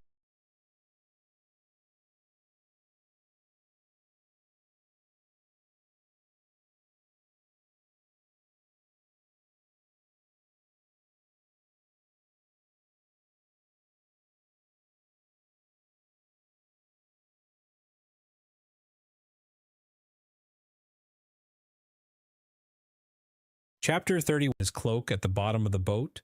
Why do not those who have been plundered complain to the French, Sardinian, or Tuscan governments? "Why?" said Gaetano with a smile. "Yes, why?" "Because in the first place, they transfer from the vessel to their own boat whatever they think worth taking. Then they bind the crew hand and foot. They attach to everyone's neck a 24-pound ball. A large hole is chopped in the vessel's bottom, and then they leave her. At the end of 10 minutes, the vessel begins to roll heavily and settle down. First one gunwale goes under, then the other. Then they lift and sink again, and both go under at once. All at once there's a noise like a cannon. That's the air blowing up the deck. Soon the water rushes out of the scupper holes like a whale spouting. The vessel gives a last groan, spins round and disappears, forming a vast whirlpool in the ocean. And then all is over, so that in 5 minutes nothing but the eye of God can see the vessel where she lies at the bottom of the sea. "Do you understand now," said the captain, "why no complaints are made to the government, and why the vessel never reaches port? It is probable that if Gaetano had related this previous to proposing the expedition, Franz would have hesitated, but now that they had started, he thought it would be cowardly to draw back. He was one of those men who do not rashly court danger, but if danger presents itself, combat it with the most unalterable coolness. Calm and resolute, he treated any peril as he would an adversary in a duel, calculated its probable method of approach, retreated, if at all, as a point of strategy and not from cowardice, was quick to see an opening for attack, and won victory at a single thrust. "Bah!" said he. "I have traveled through Sicily and Calabria. I have sailed 2 months in the archipelago, and yet I never saw even the shadow of a bandit or a pirate. I did not tell your excellency this to deter you from your project," replied Gaetano, "but you questioned me, and I have answered. That's all." "Yes, and your conversation is most interesting, and as I wish to enjoy it as long as possible, steer for Monte Cristo." The wind blew strongly, the boat made 6 or 7 knots an hour, and they were rapidly reaching the end of their voyage. As they drew near, the island seemed to lift from the sea, and the air was so clear that they could already distinguish the rocks heaped on one another, like cannonballs in an arsenal, with green bushes and trees growing in the crevices. As for the sailors, although they appeared perfectly tranquil, yet it was evident that they were on the alert, and that they carefully watched the glassy surface over which they were sailing, and on which a few fishing boats, with their white sails, were alone visible. They were within 15 miles of Monte Cristo when the sun began to set behind Corsica, whose mountains appeared against the sky showing their rugged peaks in bold relief. This mass of rock, like the giant Adamastor, rose dead ahead, a formidable barrier, and intercepting the light that gilded its massive peaks so that the voyagers were in shadow. Little by little, the shadow rose higher and seemed to drive before it the last rays of the expiring day. At last, the reflection rested on the summit of the mountain, where it paused an instant, like the fiery crest of a volcano. Then gloom gradually covered the summit as it had covered the base, and the island now only appeared to be a gray mountain that grew continually darker. Half an hour after, the night was quite dark. Fortunately, the mariners were used to these latitudes and knew every rock in the Tuscan archipelago. For in the midst of this obscurity, Franz was not without uneasiness. Corsica had long since disappeared, and Monte Cristo itself was invisible, but the sailors seemed, like the lynx, to see in the dark, and the pilot who steered did not evince the slightest hesitation. An hour had passed since the sun had set, when Franz fancied he saw, at a quarter of a mile to the left, a dark mass, but he could not precisely make out what it was, and fearing to excite the mirth of the sailors by mistaking a floating cloud for land, he remained silent. Suddenly, a great light appeared on the strand. Land might resemble a cloud, but the fire was not a meteor. "What is this light?" asked he. "Hush!" said the captain. "It is a fire." "But you told me the island was uninhabited." "I said there were no fixed habitations on it, but I said also that it served sometimes as a harbor for smugglers." "And for pirates." "And for pirates," returned Gaetano, repeating Franz's words. "It is for that reason I have given orders to pass the island, for, as you see, the fire is behind us." "But this fire," continued Franz, "it seems to me rather reassuring than otherwise. Men who did not wish to be seen would not light a fire." "Oh, that goes for nothing," said Gaetano. "If you can guess the position of the island in the darkness, you will see that the fire cannot be seen from the side or from Pianosa, but only from the sea." "You think, then, this fire indicates the presence of unpleasant neighbors?" "That is what we must find out," returned Gaetano, fixing his eyes on this terrestrial star. "How can you find out?" "You shall see." Gaetano consulted with his companions, and after 5 minutes' discussion, a maneuver was executed which caused the vessel to tack about. They returned the way they had come, and in a few minutes the fire disappeared, hidden by an elevation of the land. The pilot again changed the course of the boat, which rapidly approached the island, and was soon within 50 paces of it. Gaetano lowered the sail, and the boat came to rest. All this was done in silence, and from the moment that their course was changed, not a word was spoken. Gaetano, who had proposed the expedition, had taken all the responsibility on himself. The 4 sailors fixed their eyes on him while they got out their oars and held themselves in readiness to row away, which, thanks to the darkness, would not be difficult. As for Franz, he examined his arms with the utmost coolness. He had 2 double-barreled guns and a rifle. He loaded them, looked at the priming, and waited quietly. During this time the captain had thrown off his vest and shirt and secured his trousers round his waist. His feet were naked, so he had no shoes and stockings to take off. After these preparations, he placed his finger on his lips, and lowering himself noiselessly into the sea, swam towards the shore with such precaution that it was impossible to hear the slightest sound. He could only be traced by the phosphorescent line in his wake. This track soon disappeared. It was evident that he had touched the shore. Everyone on board remained motionless for half an hour, when the same luminous track was again observed, and the swimmer was soon on board. "Well," exclaimed Franz and the sailors in unison. "They are Spanish smugglers," said he. "They have with them 2 Corsican bandits." And what are these Corsican bandits doing here with Spanish smugglers?" "Alas," returned the captain with an accent of the most profound pity, "we ought always to help one another. Very often the bandits are hard-pressed by gendarmes or carbineers. Well, they see a vessel, and good fellows like us on board. They come and demand hospitality of us. You can't refuse help to a poor hunted devil. We receive them, and for greater security we stand out to sea. This costs us nothing, and saves the life, or at least the liberty, of a fellow creature, who on the first occasion returns the service by pointing out some safe spot, where we can land our goods without interruption."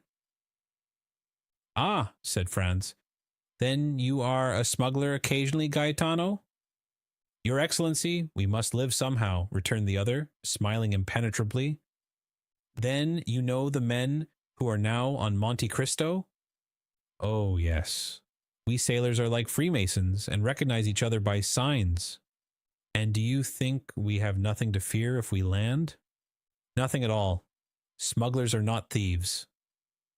"But these two Corsican bandits," said Franz, calculating the chances of peril.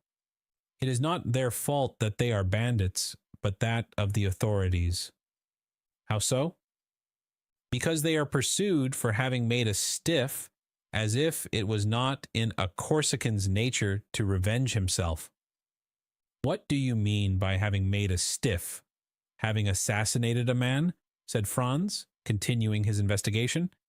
"I mean that they have killed an enemy, which is a very different thing," returned the captain. "Well," said the young man, "let us demand hospitality of these smugglers and bandits. Do you think they will grant it?" "Without doubt." "How many are they?" "4, and the 2 bandits make 6. "Just our number, so that if they prove troublesome, we shall be able to hold them in check. So, for the last time, steer to Monte Cristo." "Yes, but your Excellency will permit us to take all due precautions." "By all means be as wise as Nestor, and as prudent as Ulysses. I do more than permit, I exhort you." "Silence, then," said Gaetano. Everyone obeyed. For a man who, like Franz, viewed his position in its true light, it was a grave one. He was alone in the darkness with sailors whom he did not know, and who had no reason to be devoted to him, who knew that he had several thousand francs in his belt, and who had often examined his weapons, which were very beautiful, if not with envy, at least with curiosity. On the other hand, he was about to land, without any other escort than these men, on an island which had, indeed, a very religious name, but which did not seem to Franz likely to afford him much hospitality, thanks to the smugglers and bandits. The history of the scuttled vessels, which had appeared improbable during the day, seemed very probable at night. Placed as he was between 2 possible sources of danger, he kept his eye on the crew and his gun in his hand. The sailors had again hoisted sail, and the vessel was once more cleaving the waves. Through the darkness, Franz, whose eyes were now more accustomed to it, could see the looming shore along which the boat was sailing, and then, as they rounded a rocky point, he saw the fire more brilliant than ever, and about it 5 or 6 persons seated. The blaze illumined the sea for 100 paces around. Gaetano skirted the light, carefully keeping the boat in the shadow. Then, when they were opposite the fire, he steered to the center of the circle, singing a fishing song of which his companions sung the chorus. At the first words of the song, the men seated round the fire arose and approached the landing place, their eyes fixed on the boat, evidently seeking to know who the newcomers were and what were their intentions. They soon appeared satisfied and returned, with the exception of one, who remained at the shore, to their fire, at which the carcass of a goat was roasting. When the boat was within 20 paces of the shore, the man on the beach, who carried a carbine, presented arms after the manner of a sentinel, and cried, "Who comes there?" in Sardinian. Franz coolly cocked both barrels. Gaetano then exchanged a few words with this man which the traveler did not understand, but which evidently concerned him. "Will your excellency give your name or remain incognito?" asked the captain. "My name must rest unknown," replied Franz. "Merely say I am a Frenchman traveling for pleasure." As soon as Gaetano had transmitted this answer, the sentinel gave an order to one of the men seated round the fire, who rose and disappeared among the rocks. Not a word was spoken. Everyone seemed occupied. Franz with his disembarkment, the sailors with their sails, the smugglers with their goat. But in the midst of all this carelessness, it was evident that they mutually observed each other.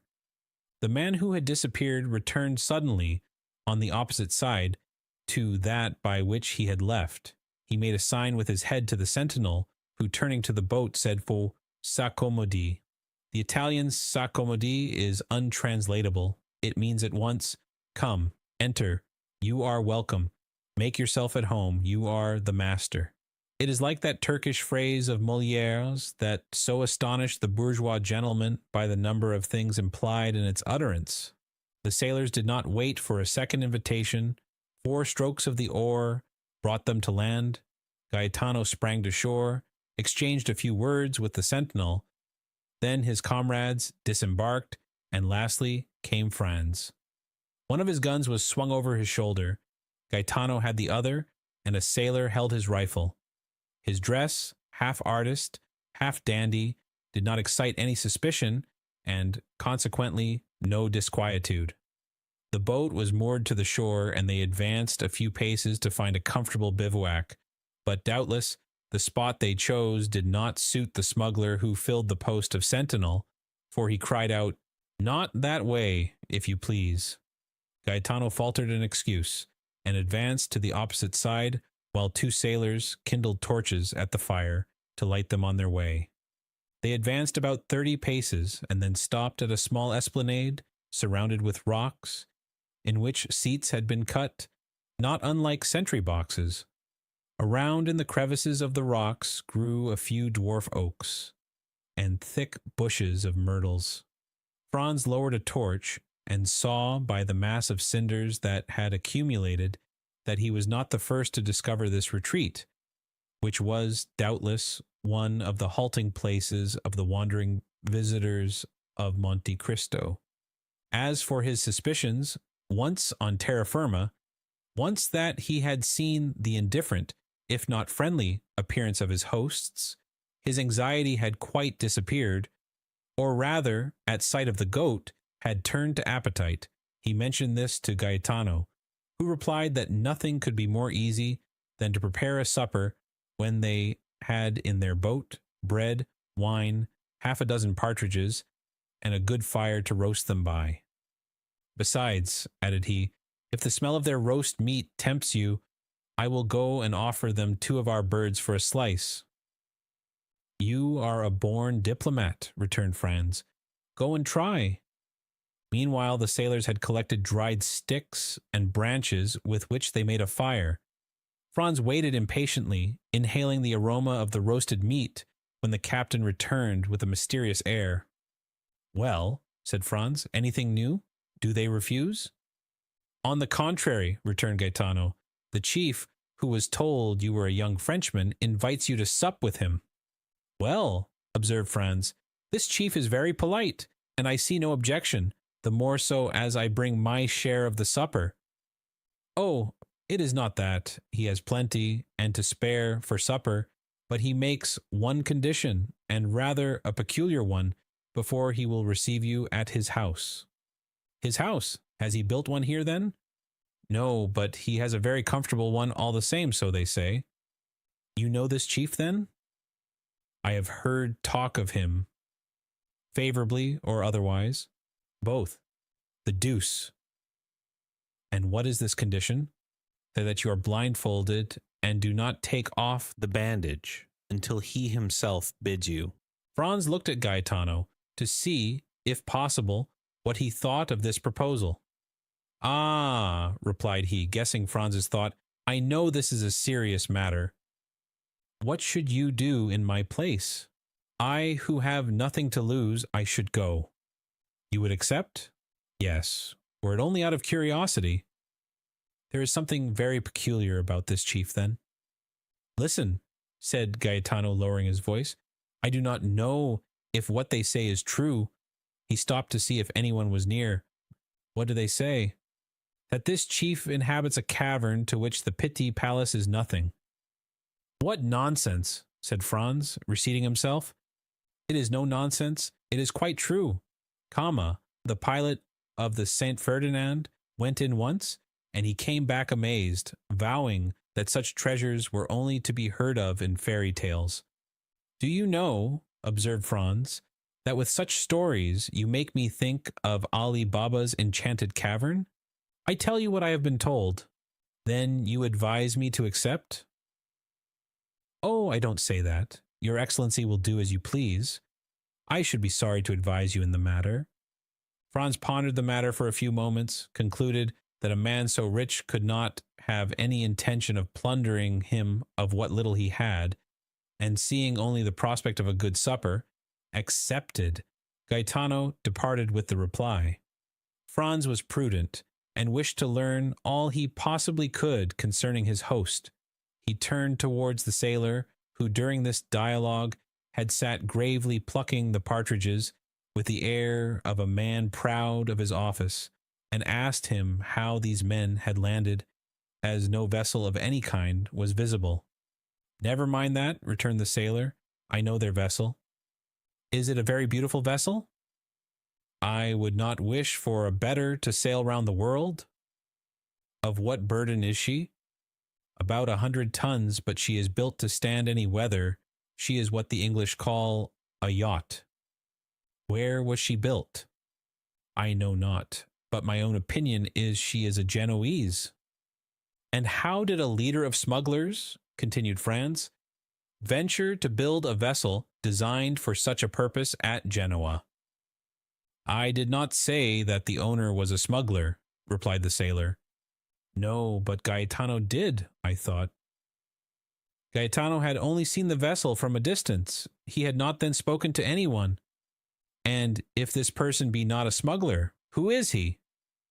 A wealthy signor who travels for his pleasure? Come, thought Franz, he is still more mysterious since the two accounts do not agree. What is his name?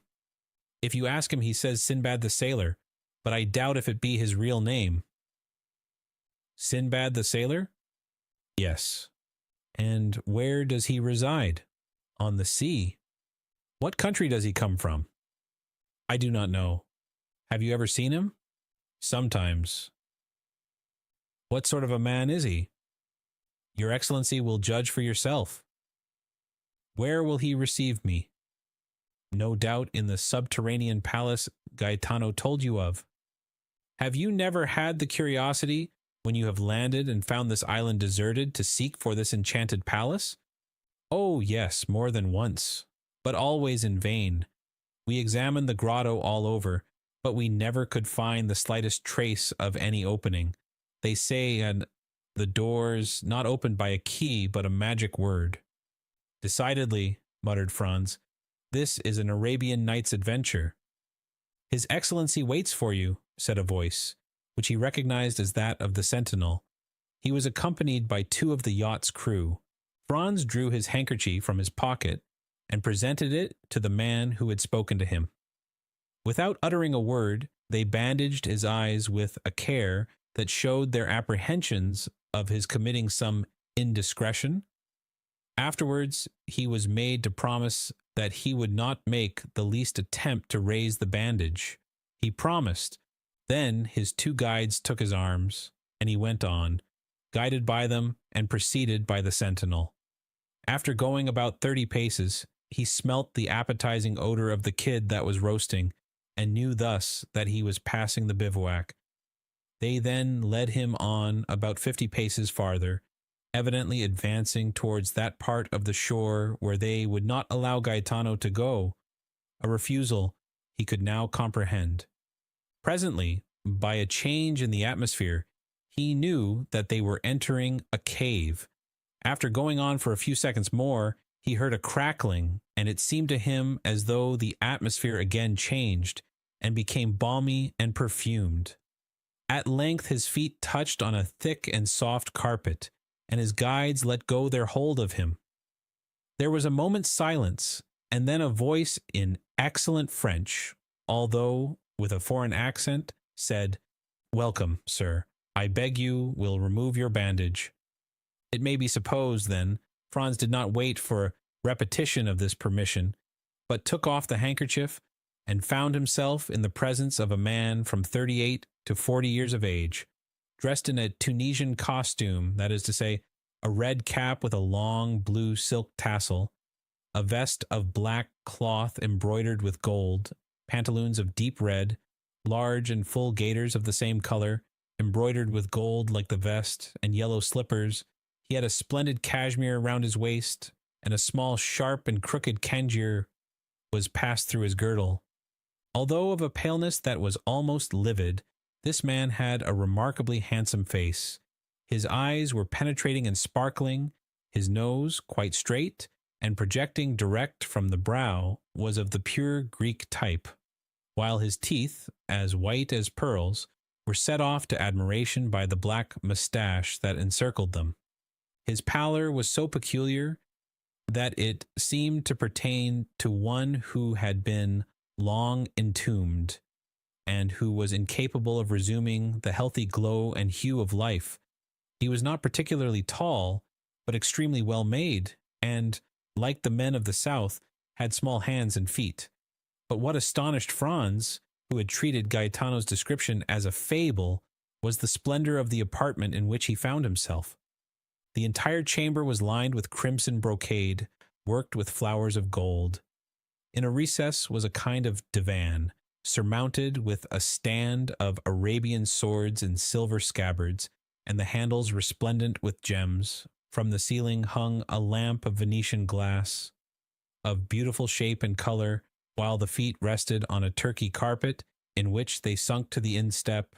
Tapestry hung before the door by which Franz had entered, and also in front of another door, leading into a second apartment which seemed to be brilliantly illuminated. The host gave Franz time to recover from his surprise, and, moreover, returned look for look, not even taking his eyes off him. "Sir," he said, after a pause, "1,000 excuses for the precaution taken in your introduction hither, but as, during the greater portion of the year, this island is deserted, if the secret of this abode were discovered, I should doubtless find on my return my temporary retirement in a state of great disorder, which would be exceedingly annoying, not for the loss it occasioned me, but because I should not have the certainty I now possess of separating myself from all the rest of mankind at pleasure. Let me now endeavor to make you forget this temporary unpleasantness, and offer you what no doubt you did not expect to find here, that is to say, a tolerable supper and pretty comfortable beds." "Ma foi, my dear sir," replied Franz, "make no apologies. I have always observed that they bandage people's eyes who penetrate enchanted palaces, for instance, those of Raoul in the Huguenots. And really I have nothing to complain of, for what I see makes me think of the wonders of the Arabian Nights. Alas, I may say with Lucullus, if I could have anticipated the honor of your visit, I would have prepared for it. But such as is my hermitage, it is at your disposal. Such as is my supper, it is yours to share if you will. Ali, is the supper ready?" At this moment the tapestry moved aside, and a Nubian, black as ebony, and dressed in a plain white tunic, made a sign to his master that all was prepared in the dining room.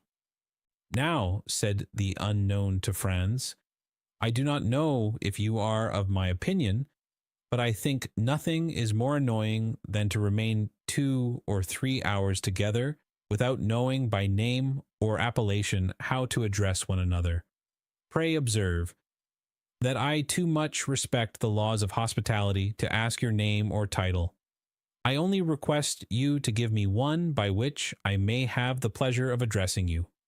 As for myself, that I may put you at your ease, I tell you that I am generally called Sinbad the Sailor. And I, replied Franz, will tell you, as I only require his wonderful lamp to make me precisely like Aladdin, that I see no reason why, at this moment, I should not be called Aladdin. That will keep us from going away from the East, whither I am tempted to think I have been conveyed by some good genius. Well then, Signor Aladdin, replied the singular Amphitryon, you heard our repast announced. Will you now take the trouble to enter the dining room, your humble servant going first to show the way? At these words, moving aside the tapestry, Sinbad preceded his guest. Franz now looked upon another scene of enchantment. The table was splendidly covered, and once convinced of this important point, he cast his eyes around him. The dining room was scarcely less striking than the room he had just left. It was entirely of marble, with antique bas reliefs of priceless value, and at the four corners of this apartment, which was oblong, were four magnificent statues, having baskets in their hands. These baskets contained four pyramids of most splendid fruit. There were Sicily pineapples, pomegranates from Malaga, oranges from the Balearic Isles, peaches from France, and dates from Tunis. The supper consisted of a roast pheasant garnished with Corsican blackbirds, a boar's ham with jelly, a quarter of a kid with tartar sauce, a glorious turbot, and a gigantic lobster. Between these large dishes were smaller ones containing various dainties. The dishes were of silver, and the plates of Japanese china. Franz rubbed his eyes in order to assure himself that this was not a dream. Ali alone was present to wait at table, and acquitted himself so admirably that the guest complimented his host thereupon. Yes, replied he, while he did the honors of the supper with much ease and grace. Yes, he is a poor devil who is much devoted to me and does all he can to prove it. He remembers that I saved his life, and as he has a regard for his head, he feels some gratitude towards me for having kept it on his shoulders. Ali approached his master, took his hand, and kissed it. Would it be impertinent, Signor Sinbad, said Franz, to ask you the particulars of this kindness? Oh, they are simple enough, replied the host. It seems the fellow had been caught wandering nearer to the harem of the Bey of Tunis than etiquette permits to one of his color, and he was condemned by the Bey to have his tongue cut out and his hand and head cut off. The tongue the first day, the hand the second, and the head the third. I always had a desire to have a mute in my service, so learning the day his tongue was cut out, I went to the Bey and proposed to give him for Ali a splendid double-barreled gun, which I knew he was very desirous of having. He hesitated a moment, he was so very desirous to complete the poor devil's punishment. But when I added to the gun an English cutlass, with which I had shivered his Highness's yataghan to pieces, the Bey yielded and agreed to forgive the hand and head, but on condition that the poor fellow never again set foot in Tunis. This was a useless clause in the bargain, for whenever the coward sees the first glimpse of the shores of Africa, he runs down below and can only be induced to appear again when we are out of sight of that quarter of the globe. Franz remained a moment silent and pensive, hardly knowing what to think of the half-kindness, half-cruelty, with which his host related the brief narrative. And like the celebrated sailor whose name you have assumed, he said, by way of changing the conversation, you pass your life in traveling? Yes, I made a vow at a time when I little thought I should ever be able to accomplish it, said the unknown with a singular smile. And I made some others also, which I hope I may fulfill in due season. Although Sinbad pronounced these words with much calmness, his eyes gave forth gleams of extraordinary ferocity. You have suffered a great deal, sir, said Franz, inquiringly.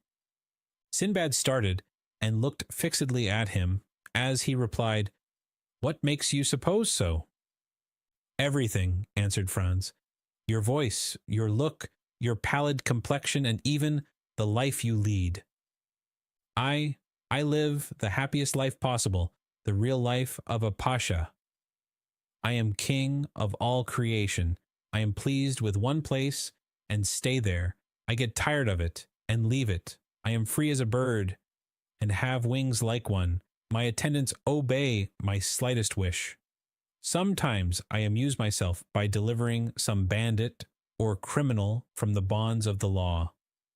Then I have my mode of dispensing justice, silent and sure, without respite or appeal, which condemns or pardons, and which no one sees. Ah, if you had tasted my life, you would not desire any other, and would never return to the world unless you had some great project to accomplish there." "Revenge, for instance," observed Franz. The unknown fixed on the young man one of those looks which penetrate into the depth of the heart and thoughts. "And why revenge?" he asked. "Because," replied Franz, "you seem to me like a man who, persecuted by society, has a fearful account to settle with it." "Ah," responded Sinbad, laughing with his singular laugh, which displayed his white and sharp teeth, "you have not guessed rightly. Such as you see me, I am a sort of philosopher, and one day perhaps I shall go to Paris to rival Monsieur Apert and the man in the little blue cloak." "And will that be the first time you ever took that journey?" "Yes, it will." "I must seem to you by no means curious, but I assure you that it is not my fault I have delayed it so long. It will happen one day or the other." "And do you propose to make this journey very shortly?" "I do not know. It depends on circumstances which depend on certain arrangements. I should like to be there at the time you come, and I will endeavor to repay you, as far as lies in my power, for your liberal hospitality displayed to me at Monte Cristo." "I should avail myself of your offer with pleasure," replied the host. "But, unfortunately, if I go there, it will be, in all probability, incognito." The supper appeared to have been supplied solely for Franz, for the unknown scarcely touched one or two dishes of the splendid banquet, to which his guest did ample justice. Then Ali brought on the dessert, or rather took the baskets from the hands of the statues, and placed them on the table. Between the two baskets he placed a small silver cup with a silver cover. The care with which Ali placed this cup on the table roused Franz's curiosity. He raised the cover and saw a kind of greenish paste, something like preserved angelica, but which was perfectly unknown to him. He replaced the lid, as ignorant of what the cup contained as he was before he had looked at it, and then casting his eyes towards his host, he saw him smile at his disappointment. "You cannot guess," said he, "what there is in that small vase, can you?" "No, I really cannot." "Well then, that green preserve is nothing less than the ambrosia which Hebe served at the table of Jupiter." "But," replied Franz, "this ambrosia, no doubt in passing through mortal hands, has lost its heavenly appellation and assumed a human name. In vulgar phrase, what may you term this composition, for which, to tell the truth, I do not feel any particular desire?" "Ah, thus it is that our material origin is revealed," cried Sinbad. "We frequently pass so near to happiness without seeing, without regarding it, or if we do see and regard it, yet without recognizing it. Are you a man for the substantials, and is gold your god? Taste this, and the mines of Peru, Gujarat, and Golconda are open to you. Are you a man of imagination, a poet? Taste this, and the boundaries of possibility disappear. The fields of infinite space open to you. You advance, free in heart, free in mind, into the boundless realms of unfettered reverie. Are you ambitious, and do you seek after the greatnesses of the earth? Taste this, and in an hour you will be a king, not a king of a petty kingdom hidden in some corner of Europe like France, Spain, or England, but king of the world, king of the universe, king of creation. Without bowing at the feet of Satan, you will be king and master of all the kingdoms of the earth. Is it not tempting what I offer you, and is it not an easy thing, since it is only to do thus? Look. At these words he uncovered the small cup which contained the substance so lauded, took a teaspoonful of the magic sweetmeat, raised it to his lips, and swallowed it slowly, with his eyes half shut and his head bent backwards. Franz did not disturb him whilst he absorbed his favorite sweetmeat, but when he had finished, he inquired, "What then is this precious stuff?" "Did you ever hear," he replied, "of the old man of the mountain who attempted to assassinate Philippe Auguste?" "Of course I have." "Well, you know he reigned over a rich valley which was overhung by the mountain whence he derived his picturesque name. In this valley were magnificent gardens planted by Hassan ben Sabah, and in these gardens isolated pavilions. Into these pavilions he admitted the elect, and there, says Marco Polo, gave them to eat a certain herb, which transported them to paradise, in the midst of ever-blooming shrubs, ever-ripe fruit, and ever-lovely virgins.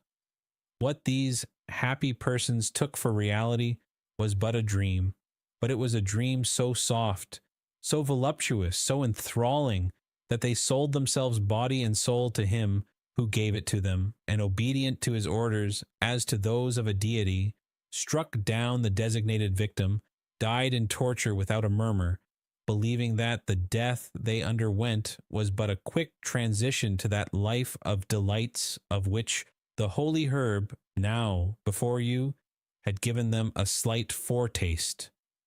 "Then," cried Franz, "it is hashish. I know that, by name at least." "That is it precisely, Signor Aladdin. It is hashish, the purest and most unadulterated hashish of Alexandria, the hashish of Abu Ghor, the celebrated maker, the only man, the man to whom there should be built a palace, inscribed with these words, a grateful world to the dealer in happiness." "Do you know," said Franz, "I have a very great inclination to judge for myself of the truth or exaggeration of your eulogies." "Judge for yourself, Signor Aladdin, judge, but do not confine yourself to one trial. Like everything else, we must habituate the senses to a fresh impression, gentle or violent, sad or joyous. There is a struggle in nature against this divine substance, in nature which is not made for joy and clings to pain. Nature subdued must yield in the combat, the dream must succeed to reality, and then the dream reigns supreme, then the dream becomes life, and life becomes the dream. But what changes occur? It is only by comparing the pains of actual being with the joys of the assumed existence that you would desire to live no longer, but to dream thus forever. When you return to this mundane sphere from your visionary world, you would seem to leave a Neapolitan spring for a Lapland winter, to quit paradise for earth, heaven for hell. Taste the hashish, guest of mine, taste the hashish." Franz's only reply was to take a teaspoonful of the marvelous preparation, about as much in quantity as his host had eaten, and lift it to his mouth. "Diable," he said, after having swallowed the divine preserve, "I do not know if the result will be as agreeable as you describe, but the thing does not appear to me as palatable as you say, because your palate has not yet been attuned to the sublimity of the substances it flavors. Tell me, the first time you tasted oysters, tea, porter, truffles, and sundry other dainties which you now adore, did you like them? Could you comprehend how the Romans stuffed their pheasants with assa fetida, and the Chinese eat swallows' nests? No. Well, it is the same with hashish. Only eat for a week, and nothing in the world will seem to you to equal the delicacy of its flavor, which now appears to you flat and distasteful. Let us now go into the adjoining chamber, which is your apartment, and Ali will bring us coffee and pipes." They both arose, and while he who called himself Sinbad, and whom we have occasionally named so, that we might, like his guests, have some title by which to distinguish him, gave some orders to the servant, Franz entered still another apartment. It was simply yet richly furnished. It was round, and a large divan completely encircled it. Divan, walls, ceiling, floor, were all covered with magnificent skins, as soft and downy as the richest carpets. There were heavy-maned lion skins from Atlas, striped tiger skins from Bengal, panther skins from the Cape, spotted beautifully like those that appeared to Dante, bear skins from Siberia, fox skins from Norway, and so on. And all these skins were strewn in profusion, one on the other, so that it seemed like walking over the most mossy turf, or reclining on the most luxurious bed. Both laid themselves down on the divan. Chibouks with jasmine tubes and amber mouthpieces were within reach, and all prepared so that there was no need to smoke the same pipe twice. Each of them took one, which Ali lighted and then retired to prepare the coffee. There was a moment's silence, during which Sinbad gave himself up to thoughts that seemed to occupy him incessantly, even in the midst of his conversation, and Franz abandoned himself to that mute reverie into which we always sink when smoking excellent tobacco, which seems to remove with its fume all the troubles of the mind, and to give the smoker in exchange all the visions of the soul. Ali brought in the coffee. "How do you take it?" inquired the unknown. "In the French or Turkish style, strong or weak, sugar or none, cool or boiling, as you please. It is ready in all ways." "I will take it in the Turkish style," replied Franz. "And you are right," said his host. "It shows you have a tendency for an Oriental life." "Ah, those Orientals, they are the only men who know how to live. As for me," he added, with one of those singular smiles which did not escape the young man, "when I have completed my affairs in Paris, I shall go and die in the East, and should you wish to see me again, you must seek me at Cairo, Baghdad, or Ispahan." "Ma foi," said Franz, "it would be the easiest thing in the world, for I feel eagle's wings springing out at my shoulders, and with those wings I could make a tour of the world in 24 hours. "Ah, yes, the hashish is beginning its work. Well, unfurl your wings and fly into superhuman regions. Fear nothing. There's a watch over you, and if your wings, like those of Icarus, melt before the sun, we are here to ease your fall." He then said something in Arabic to Ali, who made a sign of obedience and withdrew, but not to any distance. As to Franz, a strange transformation had taken place in him. All the bodily fatigue of the day, all the preoccupation of mind which the events of the evening had brought on, disappeared as they do at the first approach of sleep, when we are still sufficiently conscious to be aware of the coming of slumber. His body seemed to acquire an airy lightness. His perception brightened in a remarkable manner. His senses seemed to redouble their power. The horizon continued to expand, but it was not the gloomy horizon of vague alarms and which he had seen before he slept, but a blue, transparent, unbounded horizon, with all the blue of the ocean, all the spangles of the sun, all the perfumes of the summer breeze. Then, in the midst of the songs of his sailors, songs so clear and sonorous that they would have made a divine harmony had their notes been taken down, he saw the island of Monte Cristo no longer as a threatening rock in the midst of the waves, but as an oasis in the desert. Then, as his boat drew nearer, the songs became louder, for an enchanting and mysterious harmony rose to heaven, as if some Lorelei had decreed to attract a soul thither, or Amphion, the enchanter, intended there to build a city. At length the boat touched the shore, but without effort, without shock, as lips touch lips. And he entered the grotto amidst continued strains of most delicious melody. He descended, or rather seemed to descend several steps, inhaling the fresh and balmy air, like that which may be supposed to reign around the grotto of Circe, formed from such perfumes as set the mind a-dreaming, and such fires as burn the very senses. And he saw again all he had seen before his sleep, from Sinbad, his singular host, to Ali, the mute attendant. Then all seemed to fade away and become confused before his eyes, like the last shadows of the magic lantern before it is extinguished, and he was again in the chamber of statues, lighted only by one of those pale and antique lamps, which watch in the dead of the night over the sleep of pleasure. They were the same statues, rich in form, in attraction and poesy, with eyes of fascination, smiles of love, and bright and flowing hair. They were Phryne, Cleopatra, Messalina, those three celebrated courtesans. Then among them glided like a pure ray, like a Christian angel in the midst of Olympus, one of those chaste figures, those calm shadows, those soft visions, which seemed to veil its virgin brow before these marble wantons.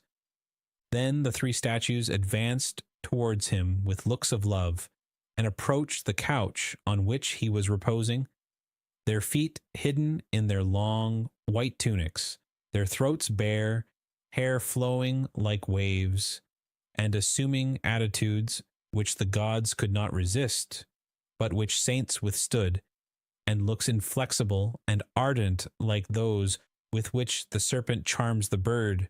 And then he gave way before looks that held him in a torturing grasp, and delighted his senses as with a voluptuous kiss. It seemed to Franz that he closed his eyes, and in a last look about him saw the vision of modesty completely veiled, and then followed a dream of passion, like that promised by the prophet to the elect. Lips of stone turned to flame, breasts of ice became like heated lava, so that to Franz, yielding for the first time to the sway of the drug, love was a sorrow and voluptuousness a torture, as burning mouths were pressed to his thirsty lips, and he was held in cool, serpent-like embraces. The more he strove against this unhallowed passion, the more his senses yielded to its thrall, and at length, weary of a struggle that taxed his very soul, he gave way and sank back breathless and exhausted beneath the kisses of these marble goddesses and the enchantment of his marvelous dream. Chapter 32. The Waking. When Franz returned to himself, he seemed still to be in a dream. He thought himself in a sepulchre into which a ray of sunlight in pity scarcely penetrated. He stretched forth his hand and touched stone.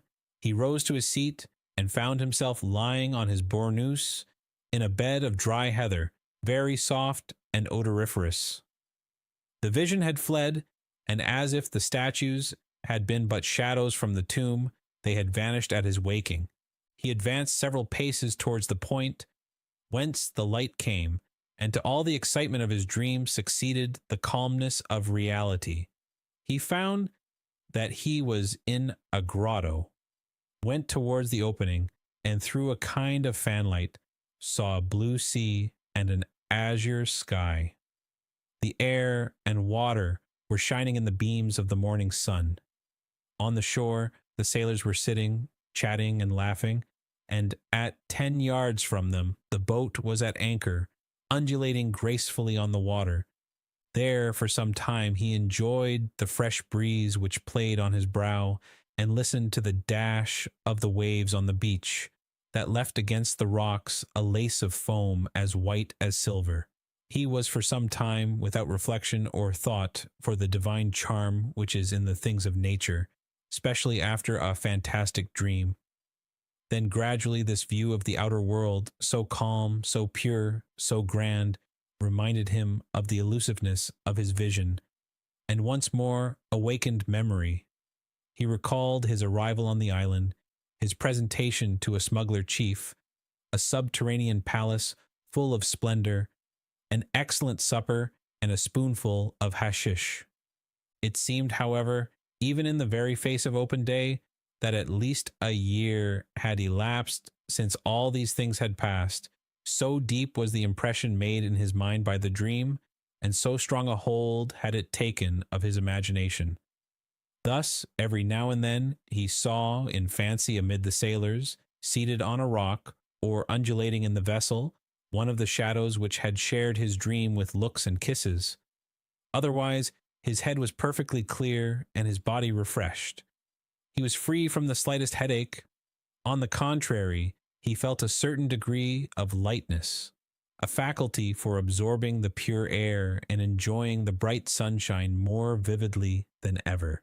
He went gaily up to the sailors, who rose as soon as they perceived him, and the patron, accosting him, said, "The Signor Sinbad has left his compliments for your excellency, and desires us to express the regret he feels at not being able to take his leave in person, but he trusts you will excuse him, as very important business calls him to Malaga."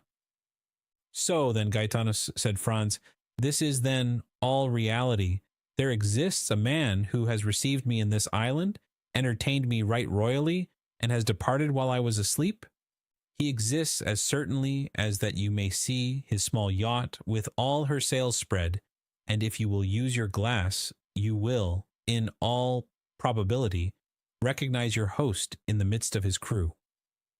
So saying, Gaetano pointed in a direction in which a small vessel was making sail towards the southern point of Corsica. Franz adjusted his telescope and directed it towards the yacht. Gaetano was not mistaken. At the stern, the mysterious stranger was standing up, looking towards the shore and holding a spyglass in his hand. He was attired as he had been on the previous evening, and waved his pocket handkerchief to his guest in token of adieu. Franz returned the salute by shaking his handkerchief as an exchange of signals. After a second, a slight cloud of smoke was seen at the stern of the vessel, which rose gracefully as it expanded in the air, and then Franz heard a slight report. "There, do you hear?" observed Gaetano. "He is bidding you adieu." The young man took his carbine and fired it in the air, but without any idea that the noise could be heard at the distance which separated the yacht from the shore. "What are your excellency's orders?" inquired Gaetano. "In the first place, light me a torch." "Ah, yes, I understand," replied the patron. "To find the entrance to the enchanted apartment? With much pleasure, your excellency, if it would amuse you, and I will get you the torch you ask for. But I, too, have had the idea you have, and 2 or 3 times the same fancy has come over me, but I have always given it up.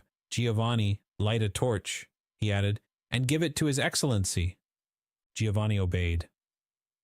Franz took the lamp and entered the subterranean grotto, followed by Gaetano. He recognized the place where he had awaked by the bed of heather that was there, but it was in vain that he carried his torch all round the exterior surface of the grotto. He saw nothing, unless that, by traces of smoke, others had before him attempted the same thing, and, like him, in vain. Yet he did not leave a foot of this granite wall as impenetrable as futurity without strict scrutiny.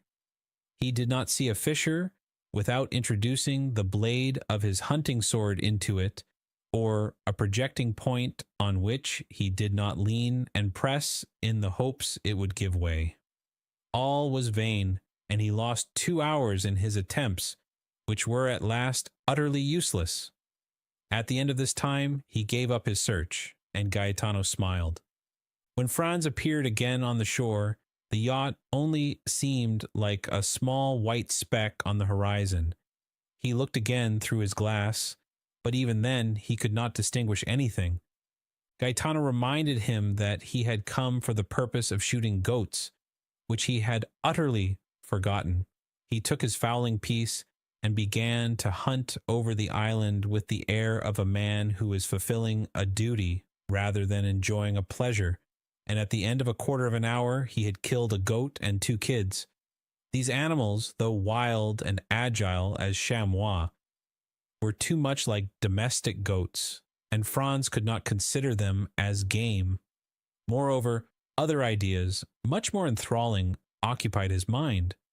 Since, the evening before, he had really been the hero of one of the tales of the 1001 Nights, and he was irresistibly attracted towards the grotto.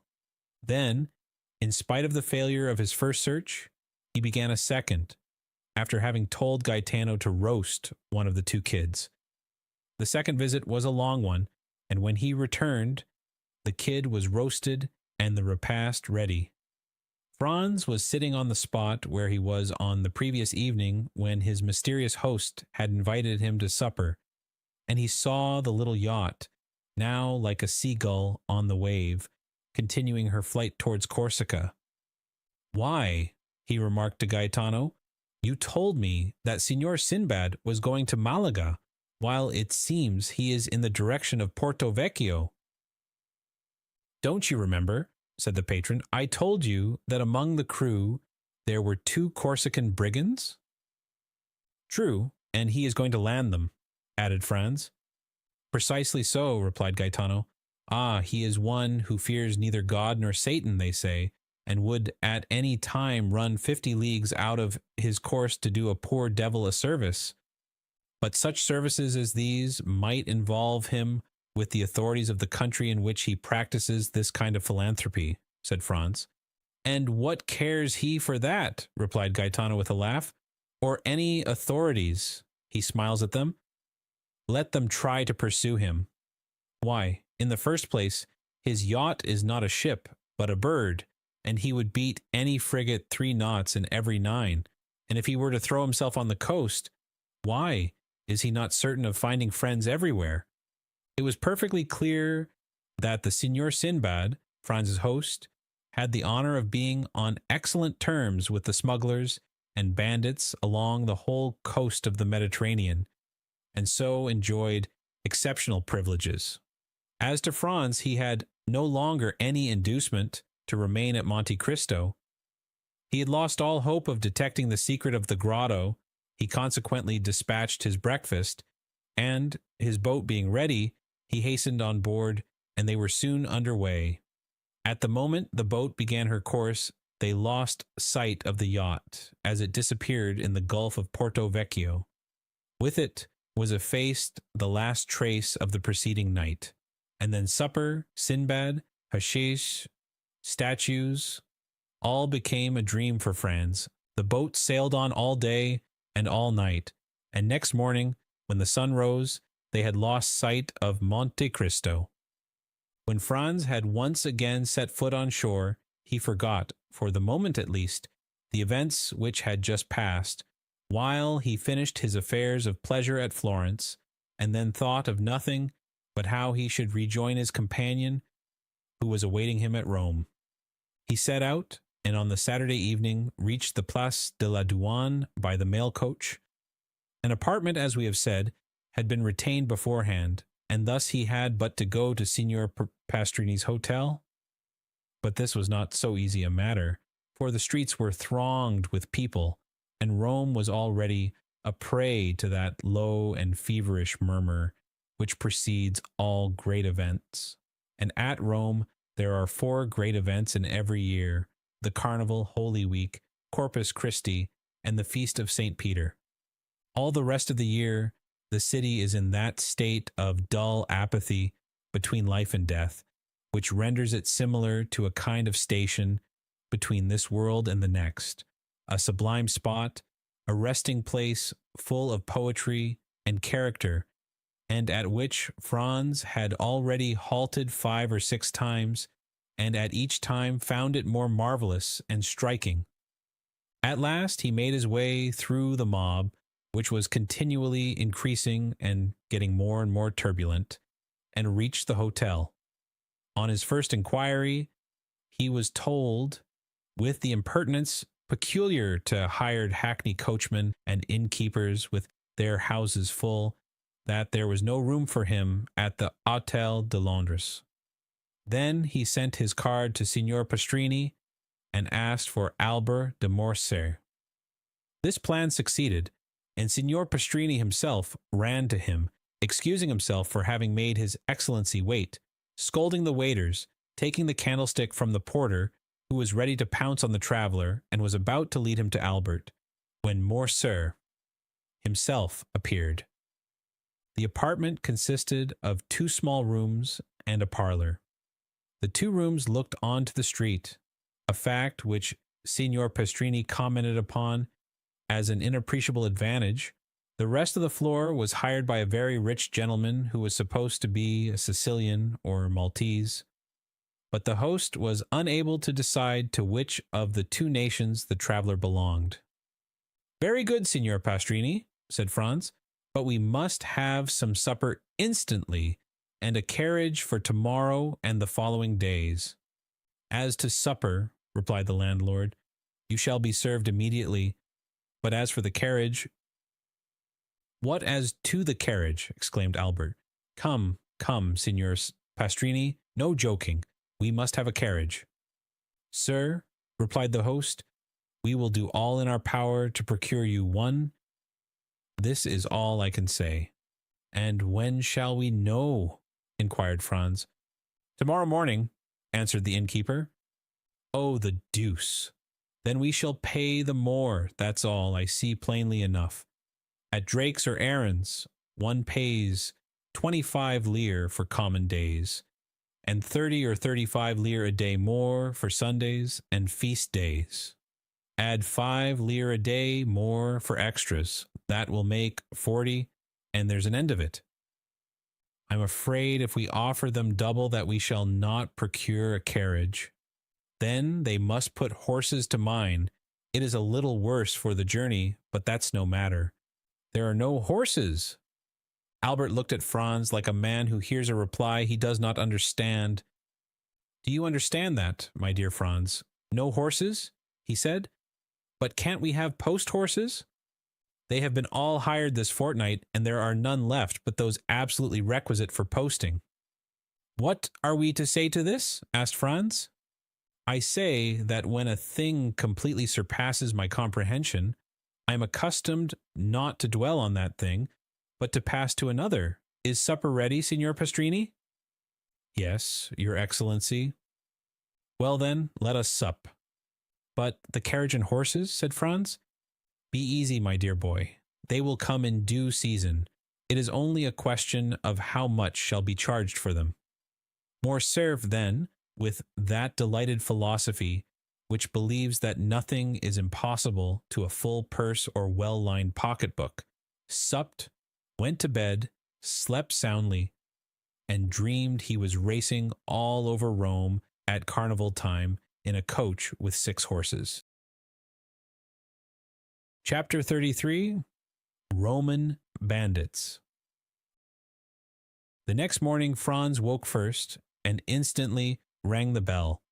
The sound had not yet died away when Signor Pastrini himself entered. "Well, Excellency," said the landlord triumphantly, and without waiting for Franz to question him, "I feared yesterday, when I would not promise you anything, that you were too late. There is not a single carriage to be had. That is, for the 3 last days." "Yes," returned Franz, "for the very 3 days it is most needed." "What is the matter?" said Albert, entering. "No carriage to be had." "Just so," returned Franz. "You have guessed it." "Well, your eternal city is a nice sort of place."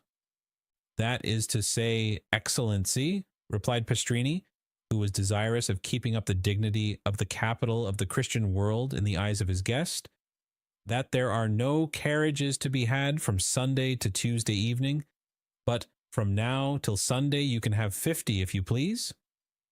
"Ah, that is something," said Albert. "Today is Thursday, and who knows what may arrive between this and Sunday?" 10 or 12,000 travelers will arrive," replied Franz, "which will make it still more difficult." "My friend," said Morcerf, Let us enjoy the present without gloomy forebodings for the future. At least we can have a window. Where? In the Corso. Ah, a window, exclaimed Signor Pastrini. Utterly impossible. There was only one left on the 5th floor of the Doria Palace, and that has been let to a Russian prince for 20 sequins a day. The two young men looked at each other with an air of stupefaction. Well, said Franz to Albert, do you know what is the best thing we can do? It is to pass the carnival at Venice. There we are sure of obtaining gondolas if we cannot have carriages. Ah, the devil no, cried Albert. I came to Rome to see the carnival, and I will, though I see it on stilts.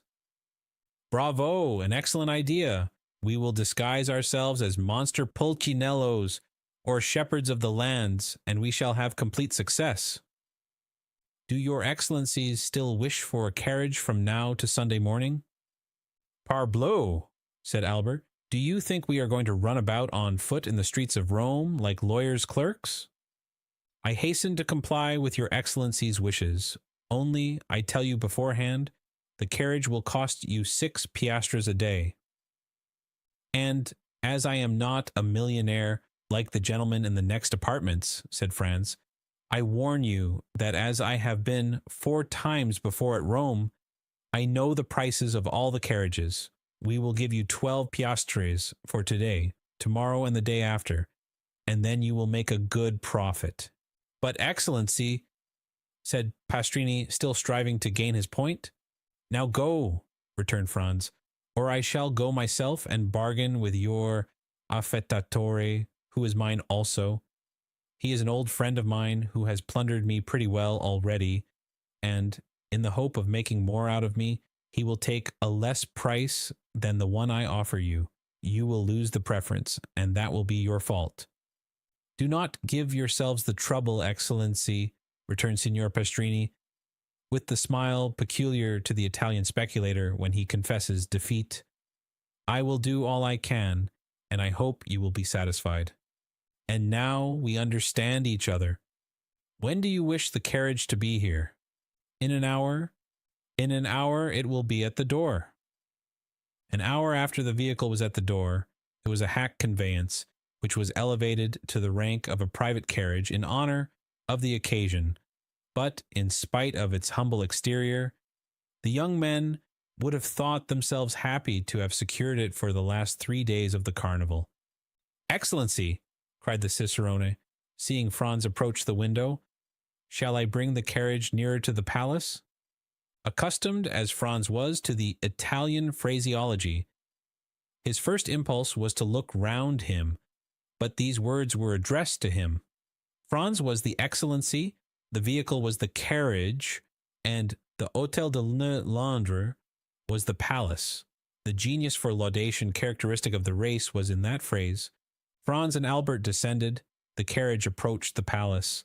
Their Excellencies stretched their legs along the seats. The cicerone sprang into the seat behind. Where do your Excellencies wish to go? Asked he. To St. Peter's first, and then to the Colosseum, returned Albert. But Albert did not know that it takes a day to see St. Peter's and a month to study it. The day was passed at St. Peter's alone.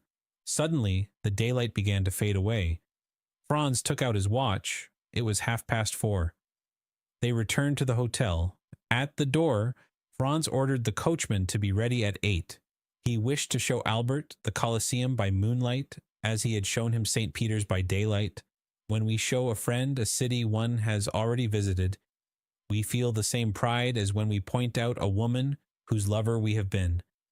He was to leave the city by the Porta del Popolo, skirt the outer wall, and re-enter by the Porta San Giovanni.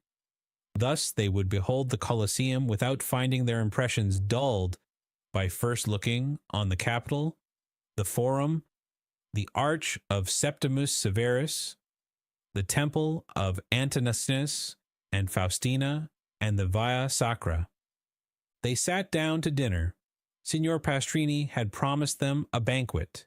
He gave them a tolerable repast. At the end of the dinner, he entered in person. Franz thought that he came to hear his dinner praised, and began accordingly, but at the first words he was interrupted. "Excellency," said Pastrini, "I am delighted to have your approbation, but it was not for that I came." "Did you come to tell us you have procured a carriage?" asked Albert, lighting his cigar. "No, and your excellencies will do well not to think of that any longer. At Rome things can or cannot be done. When you are told anything cannot be done, there is an end of it. It is much more convenient at Paris. When anything cannot be done, you pay double, and it is done directly." "That is what all the French say," returned Signor Pastrini, somewhat piqued. "For that reason I do not understand why they travel." "But," said Albert, emitting a volume of smoke and balancing his chair on its hind legs, "only madmen or blockheads like us ever do travel. Men in their senses do not quit their hotel in the Rue du Helder, their walk on the Boulevard de Gand, and the Café de Paris." It is of course understood that Albert resided in the aforesaid street, appeared every day on the fashionable walk, and dined frequently at the only restaurant where you can really dine, that is, if you are on good terms with its waiters. Signor Pastrini remained silent a short time. It was evident that he was musing over this answer, which did not seem very clear. "But," said Franz, in his turn interrupting his host's meditations, "you had some motive for coming here. May I beg to know what it was?" "Ah, yes. You have ordered your carriage at 8 o'clock precisely?" "I have." "You intend visiting Il Colosseo?" "You mean the Colosseum?" "It is the same thing. You have told your coachman to leave the city by the Porta del Popolo, to drive round the walls, and re-enter by the Porta San Giovanni?" "These are my words exactly." "Well, this route is impossible." "Impossible." "Very dangerous, to say the least." "Dangerous? And why?" "On account of the famous Luigi Vampa." "Pray, who may this famous Luigi Vampa be?" inquired Albert. "He may be very famous at Rome, but I can assure you he is quite unknown at Paris." "What? Do you not know him?" "I have not that honor." "You have never heard his name?" "Never." "Well, then, he is a bandit, compared to whom the Decesaries and the Gasparones were mere children."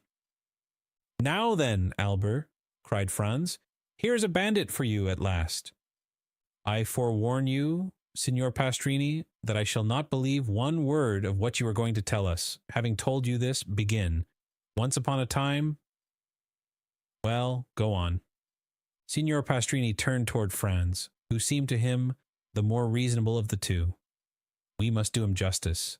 He had had a great many Frenchmen in his house, but had never been able to comprehend them. "Excellency," said he gravely, addressing Franz, "if you look upon me as a liar, it is useless for me to say anything. It was for your interest I—" "Albert does not say you are a liar, Signor Pastrini," said Franz, "but that he will not believe what you are going to tell us. But I will believe all you say, so proceed."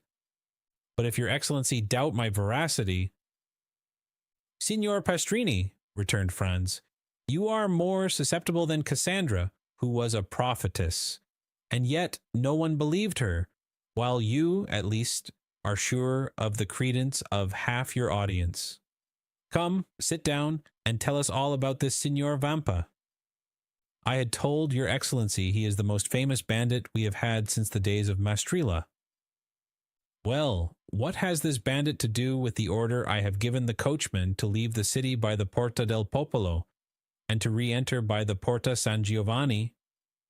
"This," replied Signor Pastrini, "that you will go out by one, but I very much doubt your returning by the other." "Why?" asked Franz. "Because after nightfall you are not safe 50 yards from the gates." "On your honor, is that true?" cried Albert. "Count," returned Signor Pastrini, hurt at Albert's repeated doubts of the truth of his assertions, "I do not say this to you, but to your companion who knows Rome, and knows too that these things are not to be laughed at. My dear fellow, said Albert, turning to Franz, here is an admirable adventure. We will fill our carriage with pistols, blunderbusses, and double-barreled guns.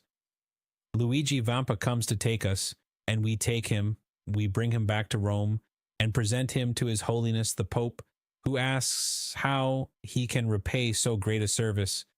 Then we merely ask for a carriage and a pair of horses, and we see the carnival in the carriage, and doubtless the Roman people will crown us at the Capitol and proclaim us, like Curtius and Horatius Cocles, the preservers of their country.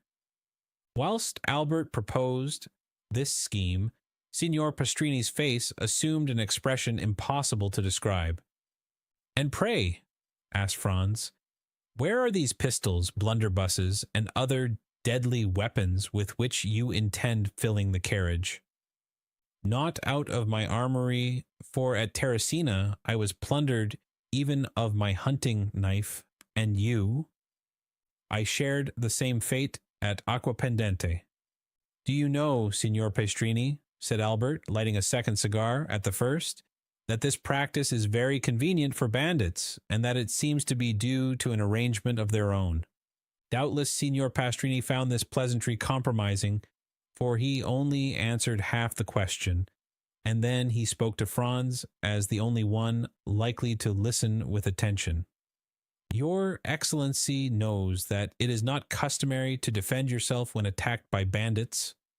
What? Cried Albert, whose courage revolted at the idea of being plundered tamely. Not make any resistance? No, for it would be useless. What could you do against a dozen bandits who spring out of some pit, ruin, or aqueduct and level their pieces at you? Eh, parbleu, they should kill me. The innkeeper turned to Franz with an air that seemed to say, your friend is decidedly mad. My dear Albert, returned Franz, your answer is sublime, and worthy the let him die of Corneille. Only when Horace made that answer, the safety of Rome was concerned, but as for us, it is only to gratify a whim, and it would be ridiculous to risk our lives for so foolish a motive. Albert poured himself out a glass of Lacrima Christi, which he sipped at intervals, muttering some unintelligible words. Well, Signor Pastrini, said Franz, now that my companion is quieted, and you have seen how peaceful my intentions are, tell me who is this Luigi Vampa? Is he a shepherd or a nobleman, young or old, tall or short? Describe him in order that, if we meet him by chance, like John Spoger or Lara, we may recognize him. You could not apply to anyone better able to inform you on all these points, for I knew him when he was a child, and one day that I fell into his hands going from Ferentino to Alatri, he, fortunately for me, recollected me and set me free, not only without ransom, but made me a present of a very splendid watch, and related his history to me. Let us see the watch, said Albert. Signor Pastrini drew from his fob a magnificent breguet bearing the name of its maker, of Parisian manufacture, and a count's coronet. Here it is, said he. Peste, returned Albert, I compliment you on it. I have its fellow. He took his watch from his waistcoat pocket, and it cost me 3,000 francs. Let us hear the history, said Franz, motioning Signor Pastrini to seat himself. Your Excellencies permit it? Asked the host. Pardieu, cried Albert, you are not a preacher to remain standing. The host sat down after having made each of them a respectful bow, which meant that he was ready to tell them all they wished to know concerning Luigi Vampa. You tell me, said Franz at the moment Signor Pastrini was about to open his mouth, that you knew Luigi Vampa when he was a child. He is still a young man then. A young man? He is only 22. He will gain himself a reputation. What do you think of that, Albert? At 22 to be thus famous? Yes, and at his age, Alexander, Caesar, and Napoleon, who have all made some noise in the world, were quite behind him. So, continued Franz, the hero of this history is only 22? Scarcely so much. Is he tall or short? Of the middle height, about the same stature as his excellency, returned the host, pointing to Albert. Thanks for the comparison, said Albert with a bow. Go on, Signor Pastrini, continued Franz, smiling at his friend's susceptibility. To what class of society does he belong? He was a shepherd boy attached to the farm of the Count of San Felice, situated between Palestrina and the Lake of Gabri. He was born at Pampinara and entered the Count's service when he was 5 years old. His father was also a shepherd, who owned a small flock and lived by the wool and the milk, which he sold at Rome. When quite a child, the little Vampa displayed a most extraordinary precocity. One day, when he was 7 years old, he came to the curate of Palestrina and asked to be taught to read. It was somewhat difficult, for he could not quit his flock, but the good curate went every day to say mass at a little hamlet too poor to pay a priest, and which, having no other name, was called Borgo. He told Luigi that he might meet him on his return, and that then he would give him a lesson, warning him that it would be short, and that he must profit as much as possible by it. The child accepted joyfully. Every day Luigi led his flock to graze on the road that leads from Palestrina to Borgo. Every day, at 9 o'clock in the morning, the priest and the boy sat down on a bank by the wayside, and the little shepherd took his lesson out of the priest's breviary. At the end of 3 months he had learned to read. This was not enough. He must now learn to write. The priest had a writing teacher at Rome make 3 alphabets, 1 large, 1 middling, and 1 small, and pointed out to him that by the help of a sharp instrument he could trace the letters on a slate and thus learn to write. The same evening, when the flock was safe at the farm, the little Luigi hastened to the smith at Palestrina, took a large nail, heated and sharpened it, and formed a sort of stylus. The next morning he gathered an armful of pieces of slate and began.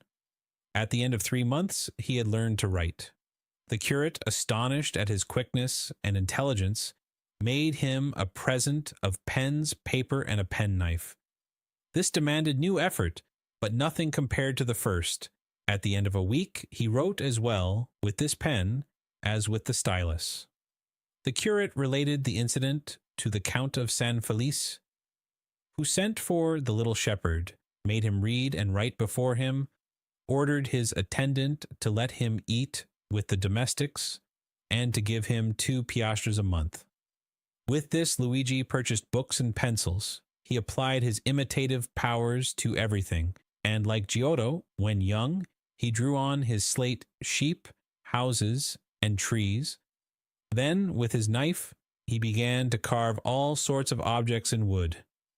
It was thus that Pinelli, the famous sculptor, had commenced. A girl of 6 or 7, that is, a little younger than Vampa, tended sheep on a farm near Palestrina. She was an orphan, born at Valmontone, and was named Teresa. The 2 children met, sat down near each other, let their flocks mingle together, played, laughed, and conversed together. In the evening, they separated the Count of San Felice's flock from those of Baron Cervetri, and the children returned to their respective farms, promising to meet the next morning. The next day they kept their word, and thus they grew up together. Vampa was 12, and Teresa 11, and yet their natural disposition revealed itself. Beside his taste for the fine arts, which Luigi had carried as far as he could in his solitude, he was given to alternating fits of sadness and enthusiasm, was often angry and capricious, and always sarcastic. None of the lads of Pampinara, Palestrina, or Valmontone had been able to gain any influence over him or even to become his companion. His disposition, always inclined to exact concessions rather than to make them, kept him aloof from all friendships. Teresa alone ruled by a look, a word, a gesture, this impetuous character, which yielded beneath the hand of a woman, and which beneath the hand of a man might have broken, but could never have been bended. Teresa was lively and gay, but coquettish to excess. The 2 piastres that Luigi received every month from the Count of San Felice's steward, and the price of all the little carvings in wood he sold at Rome, were expended in earrings, necklaces, and gold hairpins. So that, thanks to her friend's generosity, Teresa was the most beautiful and the best attired peasant near Rome. The 2 children grew up together, passing all their time with each other and giving themselves up to the wild ideas of their different characters. Thus, in all their dreams, their wishes, and their conversations, Vampa saw himself the captain of a vessel, general of an army, or governor of a province. Teresa saw herself rich, superbly attired, and attended by a train of liveried domestics. Then, when they had thus passed the day in building castles in the air, they separated their flocks, and descended from the elevation of their dreams to the reality of their humble position. One day, the young shepherd told the Count's steward that he had seen a wolf come out of the Sabine mountains and prowl around his flock. The steward gave him a gun. This was what Vampa longed for. This gun had an excellent barrel made at Brescia, and carrying a ball with the precision of an English rifle. But one day the Count broke the stock, and had then cast the gun aside. This, however, was nothing to a sculptor like Vampa. He examined the broken stock, calculated what change it would require to adapt the gun to his shoulder, and made a fresh stock so beautifully carved that it would have fetched 15 or 20 piastres had he chosen to sell it. But nothing could be farther from his thoughts. For a long time, a gun had been the young man's greatest ambition. In every country where independence has taken the place of liberty, the first desire of a manly heart is to possess a weapon, which at once renders him capable of defense or attack, and, by rendering its owner terrible, often makes him feared. From this moment, Vampa devoted all his leisure time to perfecting himself in the use of his precious weapon. He purchased powder and ball, and everything served him for a mark. The trunk of some old and moss-grown olive tree that grew on the Sabine mountains, the fox, as he quitted his earth on some marauding excursion, the eagle that soared above their heads, and thus he soon became so expert that Teresa overcame the terror she at first felt at the report, and amused herself by watching him direct the ball wherever he pleased, with as much accuracy as if he placed it by hand. One evening a wolf emerged from a pine wood near which they were usually stationed, but the wolf had scarcely advanced 10 yards ere he was dead. Proud of this exploit, Vampa took the dead animal on his shoulders and carried him to the farm. These exploits had gained Luigi considerable reputation. The man of superior abilities always finds admirers go where he will. He was spoken of as the most adroit, the strongest, and the most courageous contadino for 10 leagues around. And although Teresa was universally allowed to be the most beautiful girl of the Sabines, no one had ever spoken to her of love, because it was known that she was beloved by Vampa, and yet the 2 young people had never declared their affection. They had grown together like 2 trees whose roots are mingled, whose branches intertwined, and whose intermingled perfume rises to the heavens. Only their wish to see each other had become a necessity, and they would have preferred death to a day's separation. Teresa was 16, and Vampa 17. About this time, a band of brigands that had established itself in the Lepini Mountains began to be much spoken of. The brigands have never been really extirpated from the neighborhood of Rome. Sometimes a chief is wanted, but when a chief presents himself, he rarely has to wait long for a band of followers. The celebrated Cucumetto, pursued in the Abruzzo, driven out of the kingdom of Naples, where he had carried on a regular war, had crossed the Garigliano, like Manfred, and had taken refuge on the banks of the Amasine between Sonnino and Juperno. He strove to collect a band of followers and followed the footsteps of Deciceris and Gasparone, whom he hoped to surpass. Many young men of Palestrina, Frascati, and Pampinara had disappeared. Their disappearance at first caused much disquietude, but it was soon known that they had joined Cucumetto. After some time, Cucumetto became the object of universal attention. The most extraordinary traits of ferocious daring and brutality were related of him. One day he carried off a young girl, the daughter of a surveyor of Frosinone. The bandits' laws are positive. A young girl belongs first to him who carries her off, then the rest draw lots for her, and she is abandoned to their brutality until death relieves her sufferings. When their parents are sufficiently rich to pay a ransom, a messenger is sent to negotiate. The prisoner is hostage for the security of the messenger. Should the ransom be refused, the prisoner is irrevocably lost. The young girl's lover was in Cucumetto's troop. His name was Carlini. When she recognized her lover, the poor girl extended her arms to him and believed herself safe. But Carlini felt his heart sink, for he but too well knew the fate that awaited her. However, as he was a favorite with Cucumetto, as he had for 3 years faithfully served him, and as he had saved his life by shooting a dragoon who was about to cut him down, he hoped the chief would have pity on him. He took Cucumetto one side, while the young girl, seated at the foot of a huge pine that stood in the center of the forest, made a veil of her picturesque headdress to hide her face from the lascivious gaze of the bandits. There he told the chief all, his affection for the prisoner, their promises of mutual fidelity, and how every night, since he had been near, they had met in some neighboring ruins. It so happened that night that Cucumetto had sent Carlini to a village, so that he had been unable to go to the place of meeting. Cucumetto had been there, however, by accident, as he said, and had carried the maiden off. Carlini besought his chief to make an exception in Rita's favor, as her father was rich and could pay a large ransom.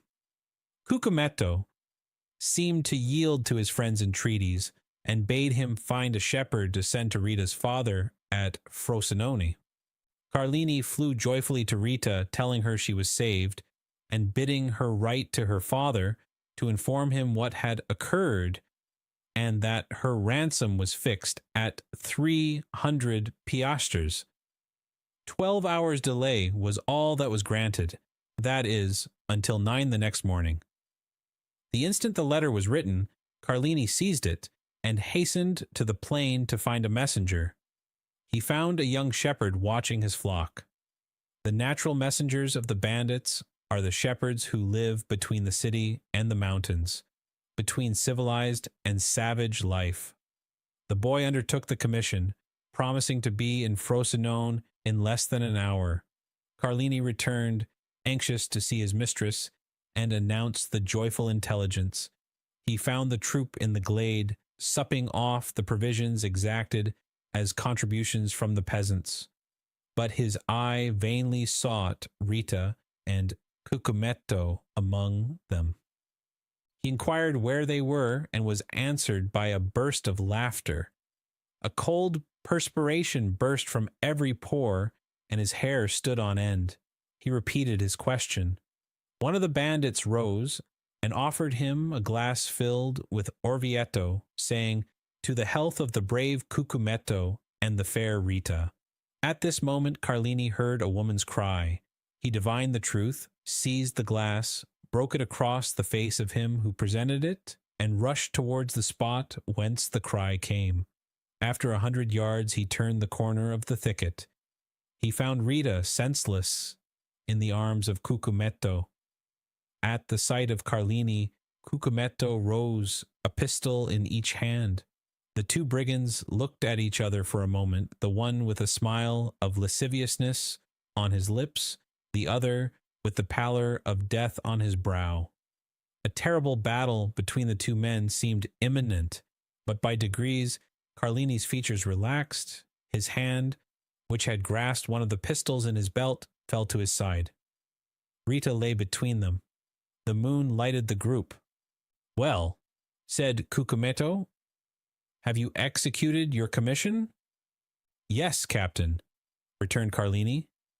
"At 9 o'clock tomorrow, Rita's father will be here with the money." "It is well. In the meantime, we will have a merry night. This young girl is charming and does credit to your taste. Now, as I am not egotistical, we will return to our comrades and draw lots for her." "You have determined, then, to abandon her to the common law?" said Carlini. "Why should an exception be made in her favor? I thought that my entreaties—" "What right have you, any more than the rest, to ask for an exception? It is true. But never mind," continued Cucumetto, laughing. "Sooner or later your turn will come." Carlini's teeth clenched convulsively.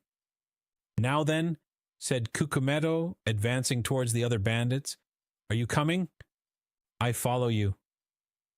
Cucumetto departed, without losing sight of Carlini, for doubtless he feared lest he should strike him unawares, but nothing betrayed a hostile design on Carlini's part. He was standing, his arms folded, near Rita, who was still insensible. Cucumetto fancied for a moment the young man was about to take her in his arms and fly, but this mattered little to him now Rita had been his, and as for the money, 300 piastres distributed among the band was so small a sum that he cared little about it. He continued to follow the path to the glade, but to his great surprise, Carlini arrived almost as soon as himself. "Let us draw lots! Let us draw lots!" cried all the brigands when they saw the chief. Their demand was fair, and the chief inclined his head in sign of acquiescence. The eyes of all shone fiercely as they made their demand, and the red light of the fire made them look like demons. The names of all, including Carlini, were placed in a hat, and the youngest of the band drew forth a ticket. The ticket bore the name of Diavolaccio. He was the man who had proposed to Carlini the health of their chief, and to whom Carlini replied by breaking the glass across his face. A large wound, extending from the temple to the mouth, was bleeding profusely. Diavolaccio, seeing himself thus favored by fortune, burst into a loud laugh. "Captain," said he, "just now Carlini would not drink your health when I proposed it to him. Propose mine to him, and let us see if he will be more condescending to you than to me." Everyone expected an explosion on Carlini's part, but to their great surprise, he took a glass in one hand and a flask in the other, and filling it, "Your health, Diavolaccio," said he calmly, and he drank it off, without his hand trembling in the least. Then sitting down by the fire, "My supper," said he, "my expedition has given me an appetite." "Well done, Carlini," cried the brigands. "That is acting like a good fellow." And they all formed a circle round the fire, while Diavolaccio disappeared. Carlini ate and drank as if nothing had happened. The bandits looked on with astonishment at this singular conduct until they heard footsteps. They turned round and saw Diavolaccio bearing the young girl in his arms. Her head hung back, and her long hair swept the ground. As they entered the circle, the bandits could perceive by the firelight the unearthly pallor of the young girl and of Diavolaccio. This apparition was so strange and so solemn that everyone rose, with the exception of Carlini, who remained seated and ate and drank calmly. Diavolaccio advanced amidst the most profound silence and laid Rita at the captain's feet. Then everyone could understand the cause of the unearthly pallor in the young girl and the bandit. A knife was plunged up to the hilt in Rita's left breast. Everyone looked at Carlini. The sheath at his belt was empty. Ah, said the chief. I now understand why Carlini stayed behind. All savage natures appreciate a desperate deed. No other of the bandits would perhaps have done the same, but they all understood what Carlini had done. Now then, cried Carlini, rising in his turn, and approaching the corpse, his hand on the butt of one of his pistols, does anyone dispute the possession of this woman with me? No, returned the chief, she is thine. Carlini raised her in his arms and carried her out of the circle of firelight. Cucumetto placed his sentinels for the night, and the bandits wrapped themselves in their cloaks and laid down before the fire. At midnight, the sentinel gave the alarm, and in an instant all were on the alert. It was Rita's father who brought his daughter's ransom in person. Here, said he to Cucumetto, here are 300 piastres. Give me back my child. But the chief, without taking the money, made a sign to him to follow. The old man obeyed. They both advanced beneath the trees, through whose branches streamed the moonlight. Cucumetto stopped at last, and pointed to two persons grouped at the foot of a tree. There, said he, demand thy child of Carlini. He will tell thee what has become of her. And he returned to his companions. The old man remained motionless. He felt that some great and unforeseen misfortune hung over his head. At length he advanced toward the group, the meaning of which he could not comprehend. As he approached, Carlini raised his head, and the forms of two persons became visible to the old man's eyes. A woman lay on the ground, her head resting on the knees of a man, who was seated by her. As he raised his head, the woman's face became visible. The old man recognized his child, and Carlini recognized the old man. I expected thee, said the bandit to Rita's father. Wretch, returned the old man, what hast thou done? And he gazed with terror on Rita, pale and bloody, a knife buried in her bosom. A ray of moonlight poured through the trees and lighted up the face of the dead. Cucumetto had violated thy daughter, said the bandit. I loved her, therefore I slew her, for she would have served as the sport of the whole band. The old man spoke not, and grew pale as death. Now, continued Carlini, if I have done wrongly, avenge her. And withdrawing the knife from the wound in Rita's bosom, he held it out to the old man with one hand, while with the other he tore open his vest. Thou hast done well, returned the old man in a hoarse voice. Embrace me, my son. Carlini threw himself, sobbing like a child, into the arms of his mistress's father. These were the first tears the man of blood had ever wept. Now, said the old man, aid me to bury my child. Carlini fetched two pickaxes, and the father and the lover began to dig at the foot of a huge oak, beneath which the young girl was to repose. When the grave was formed, the father embraced her first, and then the lover. Afterwards, one taking the head, the other the feet, they placed her in the grave. Then they knelt on each side of the grave and said the prayers of the dead. Then, when they had finished, they cast the earth over the corpse until the grave was filled. Then, extending his hand, the old man said, I thank you, my son, and now leave me alone. Yet, replied Carlini, leave me, I command you. Carlini obeyed, rejoined his comrades, folded himself in his cloak, and soon appeared to sleep as soundly as the rest. It had been resolved the night before to change their encampment. An hour before daybreak, Cucumetto aroused his men and gave the word to march. But Carlini would not quit the forest, without knowing what had become of Rita's father. He went toward the place where he had left him. He found the old man suspended from one of the branches of the oak which shaded his daughter's grave. He then took an oath of bitter vengeance over the dead body of the one and the tomb of the other. But he was unable to complete this oath, for 2 days afterwards, in an encounter with the Roman carbineers, Carlini was killed. There was some surprise, however, that as he was with his face to the enemy, he should have received a ball between his shoulders. That astonishment ceased when one of the brigands remarked to his comrades that Cucumetto was stationed 10 paces in Carlini's rear when he fell. On the morning of the departure from the forest of Frosinone, he had followed Carlini in the darkness, and heard this oath of vengeance, and, like a wise man, anticipated it. They told 10 other stories of this bandit chief, each more singular than the other. Thus, from Fondi to Perugia, everyone trembles at the name of Cucumetto. These narratives were frequently the theme of conversation between Luigi and Teresa. The young girl trembled very much at hearing the stories, but Vampa reassured her with a smile, tapping the butt of his good fowling piece, which threw its ball so well, and if that did not restore her courage, he pointed to a crow, perched on some dead branch, took aim, touched the trigger, and the bird fell dead at the foot of the tree.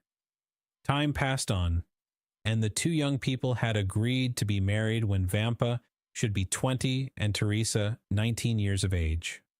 They were both orphans and had only their employers' leave to ask, which had been already sought and obtained. One day, when they were talking over their plans for the future, they heard 2 or 3 reports of firearms, and then suddenly a man came out of the wood near which the 2 young persons used to graze their flocks, and hurried towards them. When he came within hearing, he exclaimed, "I am pursued. Can you conceal me?" They knew full well that this fugitive must be a bandit, but there is an innate sympathy between the Roman brigand and the Roman peasant, and the latter is always ready to aid the former. Vampa, without saying a word, hastened to the stone that closed up the entrance to their grotto, drew it away, made a sign to the fugitive to take refuge there, in a retreat unknown to everyone, closed the stone upon him, and then went and resumed his seat by Teresa. Instantly afterwards 4 carbineers, on horseback, appeared on the edge of the wood. 3 of them appeared to be looking for the fugitive, while the 4th dragged a brigand prisoner by the neck.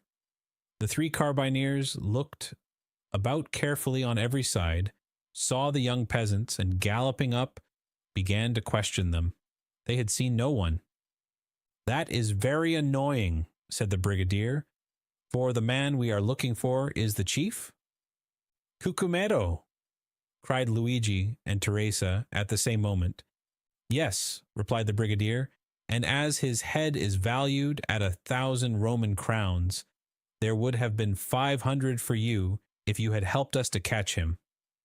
The 2 young persons exchanged looks. The brigadier had a moment's hope. 500 Roman crowns are 3,000 lire, and 3,000 lire are a fortune for 2 poor orphans who are going to be married. "Yes, it is very annoying," said Vampa, "but we have not seen him."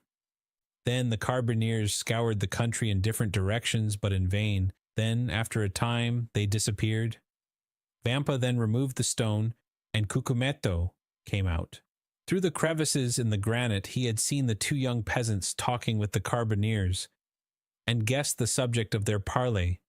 He had read in the countenances of Luigi and Teresa their steadfast resolution not to surrender him, and he drew from his pocket a purse full of gold, which he offered to them. But Vampa raised his head proudly. As to Teresa, her eyes sparkled when she thought of all the fine gowns and gay jewelry she could buy with this purse of gold. Cucumetto was a cunning fiend, and had assumed the form of a brigand instead of a serpent, and this look from Teresa showed to him that she was a worthy daughter of Eve, and he returned to the forest, pausing several times on his way, under the pretext of saluting his protectors. Several days elapsed, and they neither saw nor heard of Cucumetto. The time of the carnival was at hand. The Count of San Felice announced a grand masked ball to which all that were distinguished in Rome were invited. Teresa had a great desire to see this ball. Luigi asked permission of his protector, the steward, that she and he might be present amongst the servants of the house. This was granted. The ball was given by the Count for the particular pleasure of his daughter Carmela, whom he adored. Carmela was precisely the age and figure of Teresa, and Teresa was as handsome as Carmela. On the evening of the ball, Teresa was attired in her best, her most brilliant ornaments in her hair, and gayest glass beads. She was in the costume of the women of Frascati. Luigi wore the very picturesque garb of the Roman peasant at holiday time. They both mingled, as they had leave to do, with the servants and peasants. The festa was magnificent. Not only was the villa brilliantly illuminated, but thousands of colored lanterns were suspended from the trees in the garden, and very soon the palace overflowed to the terraces, and the terraces to the garden walks. At each cross path was an orchestra, and tables spread with refreshments. The guests stopped, formed quadrilles, and danced in any part of the grounds they pleased. Carmela was attired like a woman of Sonnino. Her cap was embroidered with pearls, the pins in her hair were of gold and diamonds, her girdle was of Turkey silk, with large embroidered flowers, her bodice and skirt were of cashmere, her apron of Indian muslin, and the buttons of her corset were of jewels. Two of her companions were dressed, the one as a woman of Nettuno, and the other as a woman of Laricia. 4 young men of the richest and noblest families of Rome accompanied them with that Italian freedom which has not its parallel in any other country in the world. They were attired as peasants of Albano, Velletri, Civita Castellana, and Sora. We need hardly add that these peasant costumes, like those of the young women, were brilliant with gold and jewels. Carmela wished to form a quadrille, but there was one lady wanting. Carmela looked all around her, but not one of the guests had a costume similar to her own, or those of her companions. The Count of San Felice pointed out Teresa, who was hanging on Luigi's arm in a group of peasants. "Will you allow me, father?" said Carmela. "Certainly," replied the Count. "Are we not in carnival time?" Carmela turned towards the young man who was talking with her, and saying a few words to him, pointed with her finger to Teresa. The young man looked, bowed in obedience, and then went to Teresa, and invited her to dance in a quadrille directed by the Count's daughter. Teresa felt a flush pass over her face. She looked at Luigi, who could not refuse his assent. Luigi slowly relinquished Teresa's arm, which he had held beneath his own, and Teresa, accompanied by her elegant cavalier, took her appointed place with much agitation in the aristocratic quadrille. Certainly, in the eyes of an artist, the exact and strict costume of Teresa had a very different character from that of Carmela and her companions, and Teresa was frivolous and coquettish, and thus the embroidery and muslins, the cashmere waist girdles, all dazzled her, and the reflection of sapphires and diamonds almost turned her giddy brain. Luigi felt a sensation hitherto unknown arising in his mind. It was like an acute pain which gnawed at his heart and then thrilled through his whole body. He followed with his eye each movement of Teresa and her cavalier. When their hands touched, he felt as though he should swoon. Every pulse beat with violence, and it seemed as though a bell were ringing in his ears.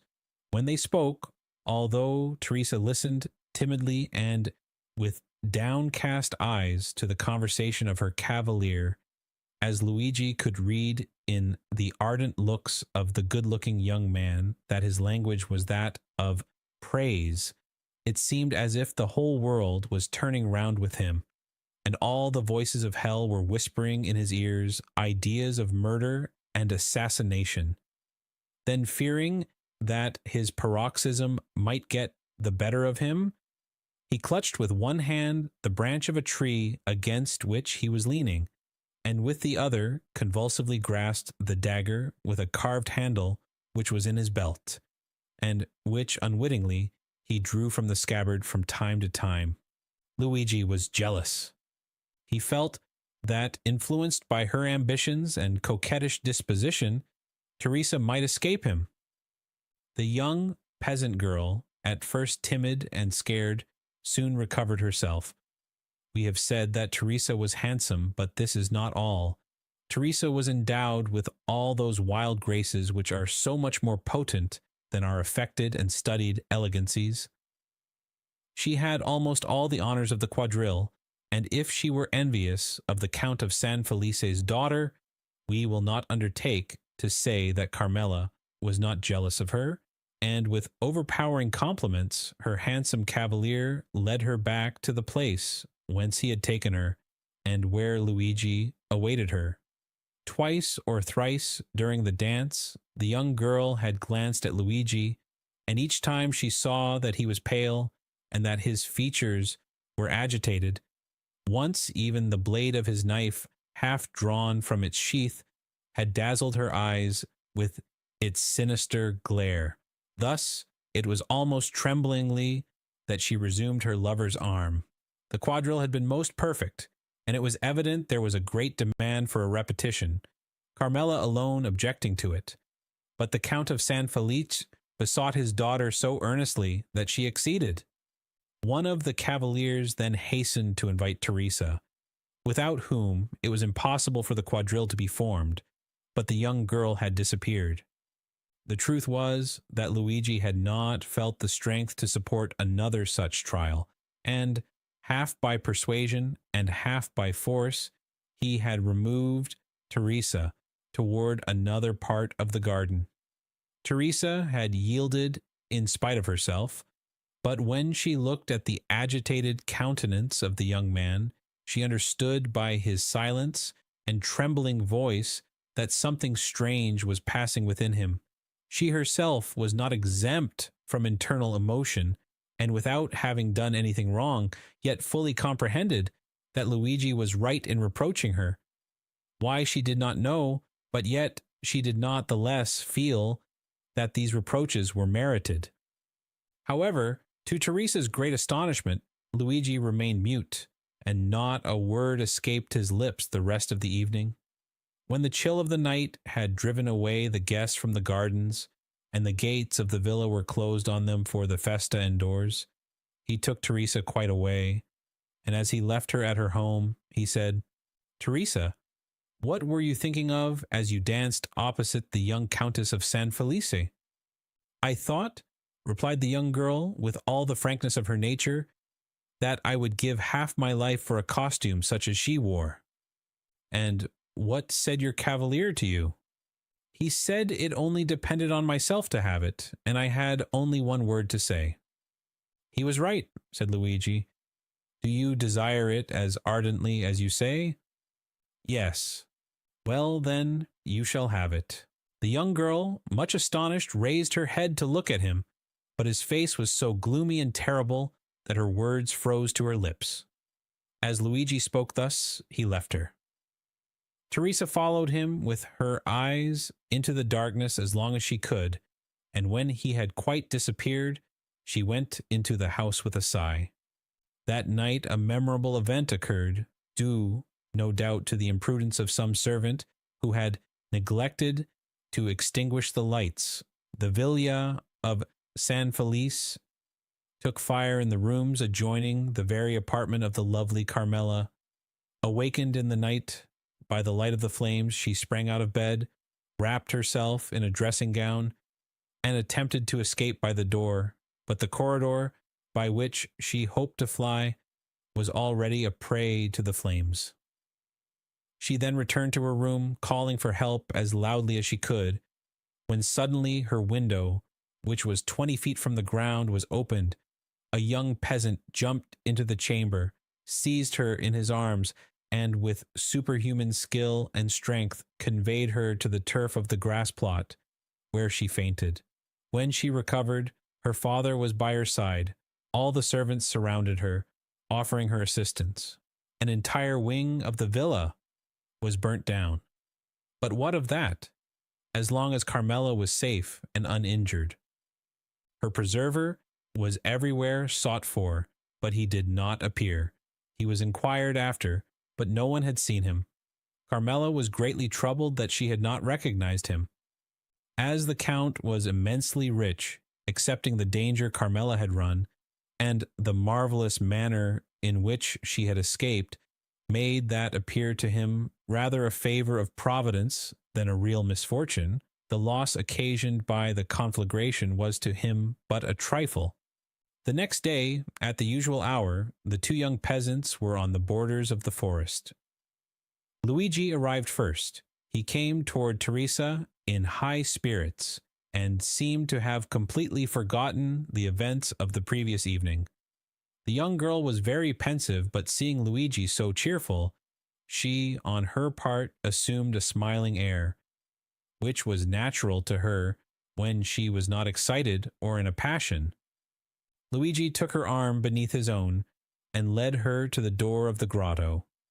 Then he paused. The young girl, perceiving that there was something extraordinary, looked at him steadfastly. "Teresa," said Luigi, "yesterday evening you told me you would give all the world to have a costume similar to that of the Count's daughter."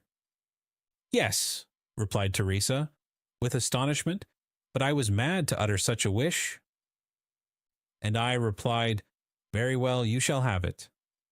"Yes," replied the young girl, whose astonishment increased at every word uttered by Luigi. "But of course your reply was only to please me." "I have promised no more than I have given you, Teresa," said Luigi proudly. "Go into the grotto and dress yourself." At these words he drew away the stone and showed Teresa the grotto, lighted up by two wax lights, which burnt on each side of a splendid mirror. On a rustic table made by Luigi were spread out the pearl necklace and the diamond pins, and on a chair at the side was laid the rest of the costume. Teresa uttered a cry of joy, and, without inquiring whence this attire came, or even thanking Luigi, darted into the grotto, transformed into a dressing-room. Luigi pushed the stone behind her, for on the crest of a small adjacent hill, which cut off the view toward Palestrina, he saw a traveler on horseback, stopping a moment as if uncertain of his road, and thus presenting against the blue sky that perfect outline which is peculiar to distant objects in southern climes. When he saw Luigi, he put his horse into a gallop and advanced toward him. Luigi was not mistaken. The traveler, who was going from Palestrina to Tivoli, had mistaken his way. The young man directed him, but as at a distance of a quarter of a mile, the road again divided into three ways, and on reaching these, the traveler might again stray from his route. He begged Luigi to be his guide. Luigi threw his cloak on the ground, placed his carbine on his shoulder, and, freed from his heavy covering, preceded the traveler with the rapid step of a mountaineer, which a horse can scarcely keep up with. In 10 minutes, Luigi and the traveler reached the crossroads. On arriving there, with an air as majestic as that of an emperor, he stretched his hand towards that one of the roads which the traveler was to follow. "That is your road, Excellency, and now you cannot again mistake." "And here is your recompense," said the traveler, offering the young herdsman some small pieces of money. "Thank you," said Luigi, drawing back his hand. "I render a service, I do not sell it." "Well," replied the traveler, who seemed used to this difference between the servility of a man of the cities and the pride of the mountaineer, "if you refuse wages, you will, perhaps, accept a gift." "Ah, yes, that is another thing." "Then," said the traveler, "take these 2 Venetian sequins and give them to your bride to make herself a pair of earrings. And then do you take this poniard, said the young herdsman. "You will not find one better carved between Albano and Civita Castellana." "I accept it," answered the traveler, "but then the obligation will be on my side, for this poniard is worth more than 2 sequins. For a dealer, perhaps, but for me, who engraved it myself, it is hardly worth a piastre." "What is your name?" inquired the traveler. "Luigi Vampa," replied the shepherd, with the same air as he would have replied, "Alexander, king of Macedon." "And yours?" "I," said the traveler, "am called Sinbad the Sailor." Franz d'Epinay started with surprise. "Sinbad the Sailor," he said.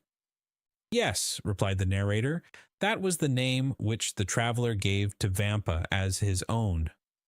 "Well, and what may you have to say against this name?" inquired Albert. "It is a very pretty name, and the adventures of the gentleman of that name amused me very much in my youth, I must confess." Franz said no more. The name of Sinbad the Sailor, as may well be supposed, awakened in him a world of recollections, as had the name of the Count of Monte Cristo on the previous evening. "Proceed," said he to the host. Vampa put the 2 sequins haughtily into his pocket, and slowly returned by the way he had gone. As he came within 200 or 300 paces of the grotto, he thought he heard a cry. He listened to know whence this sound could proceed. A moment afterwards, he thought he heard his own name pronounced distinctly. The cry proceeded from the grotto. He bounded like a chamois, cocking his carbine as he went, and in a moment reached the summit of a hill opposite to that on which he had perceived the traveler. 3 cries for help came more distinctly to his ear. He cast his eyes around him and saw a man carrying off Teresa, as Nessus, the centaur, carried Deianira. This man, who was hastening towards the wood, was already 3/4 of the way on the road from the grotto to the forest. Vampa measured the distance. The man was at least 200 paces in advance of him, and there was not a chance of overtaking him. The young shepherd stopped, as if his feet had been rooted to the ground. Then he put the butt of his carbine to his shoulder, took aim at the ravisher, followed him for a second in his track, and then fired. The ravisher stopped suddenly, his knees bent under him, and he fell with Teresa in his arms. The young girl rose instantly, but the man lay on the earth struggling in the agonies of death. Vampa then rushed towards Teresa, for at 10 paces from the dying man her legs had failed her, and she had dropped on her knees, so that the young man feared that the ball that had brought down his enemy had also wounded his betrothed. Fortunately, she was unscathed, and it was fright alone that had overcome Teresa. When Luigi had assured himself that she was safe and unharmed, he turned towards the wounded man. He had just expired with clenched hands, his mouth in a spasm of agony, and his hair on end in the sweat of death. His eyes remained open and menacing. Vampa approached the corpse and recognized Cucumetto. From the day on which the bandit had been saved by the 2 young peasants, he had been enamored of Teresa, and had sworn she should be his. From that time he had watched them, and profiting by the moment when her lover had left her alone, had carried her off, and believed he at length had her in his power, when the ball, directed by the unerring skill of the young herdsman, had pierced his heart. Vampa gazed on him for a moment, without betraying the slightest emotion, while, on the contrary, Teresa, shuddering in every limb, dared not approach the slain ruffian, but by degrees, and threw a hesitating glance at the dead body over the shoulder of her lover. Suddenly Vampa turned toward his mistress. "Ah," said he, "good, good, you are dressed. It is now my turn to dress myself." Teresa remained outside. If a second traveler had passed, he would have seen a cashmere groan, with earrings and necklace of pearls, diamond pins, and Alpine shepherdess seated at the foot of the Sabine hill. At the end of a quarter of an hour, Vampa quitted the grotto. His costume was no less elegant than that of Teresa. He wore a vest of garnet-colored velvet. The young man saw the effect produced on his betrothed, and a smile of pride passed over his lips. "Now," he said to Teresa, "are you ready to share my fortune, whatever it may be?" "Oh, yes," exclaimed the young girl enthusiastically. "And follow me wherever I go?" "To the world's end." "Then take my arm and let us on. We have no time to lose." The young girl did so without questioning her lover as to where he was conducting her, for he appeared to her at this moment as handsome, proud, and powerful as a god. They went towards the forest, and soon entered it. We need scarcely say that all the paths of the mountain were known to Vampa. He therefore went forward without a moment's hesitation, although there was no beaten track. But he knew his path by looking at the trees and bushes, and thus they kept on advancing for nearly an hour and a half. At the end of this time they had reached the thickest part of the forest. A torrent, whose bed was dry, led into a deep gorge. Vampa took this wild road, which, enclosed between two ridges, and shadowed by the tufted umbrage of the pines, seemed, but for the difficulties of its descent, that path to Avernus of which Virgil speaks. Teresa had become alarmed at the wild and deserted look of the plain around her, and pressed closely against her guide, not uttering a syllable. But as she saw him advance with even step and composed countenance, she endeavored to repress her emotion. Suddenly, about 10 paces from them, a man advanced from behind a tree and aimed at Vampa. "Not another step," he said, "or you are a dead man." "What then?" said Vampa, raising his hand with a gesture of disdain, while Teresa, no longer able to restrain her alarm, clung closely to him. "Do wolves rend each other?" "Who are you?" inquired the sentinel. "I am Luigi Vampa, shepherd of the San Felice farm." "What do you want?" "I would speak with your companions who are in the glade at Rocca Bianca." "Follow me, then," said the sentinel, "or, as you know your way, go first." Vampa smiled disdainfully at this precaution on the part of the bandit, went before Teresa, and continued to advance with the same firm and easy step as before. At the end of 10 minutes, the bandit made them a sign to stop. The two young persons obeyed. Then the bandit thrice imitated the cry of a crow. A croak answered this signal. "Good," said the sentry. "You may now go on." Luigi and Teresa again set forward. As they went on, Teresa clung tremblingly to her lover at the sight of weapons and the glistening of carbines through the trees. The retreat of Rocca Bianca was at the top of a small mountain, which no doubt in former days had been a volcano, an extinct volcano, before the days when Remus and Romulus had deserted Alba to come and found the city of Rome. Teresa and Luigi reached the summit, and all at once found themselves in the presence of 20 bandits. "Here is a young man who seeks and wishes to speak to you," said the sentinel. "What has he to say?" inquired the young man who was in command in the chief's absence. "I wish to say that I am tired of a shepherd's life," was Vampa's reply. "Ah, I understand," said the lieutenant, "and you seek admittance into our ranks?" "Welcome," cried several bandits from Ferruzino, Pampinara, and Anani, who had recognized Luigi Vampa. "Yes, but I came to ask something more than to be your companion." "And what may that be?" inquired the bandits with astonishment. "I come to ask to be your captain," said the young man. The bandits shouted with laughter. "And what have you done to aspire to this honor?" demanded the lieutenant. "I have killed your chief Cucumetto, whose dress I now wear, and I set fire to the Villa San Felice to procure a wedding dress for my betrothed." An hour afterwards, Luigi Vampa was chosen captain, vice Cucumetto deceased. Well, my dear Albert, said Franz, turning towards his friend, what think you of citizen Luigi Vampa? I say he is a myth, replied Albert, and never had an existence.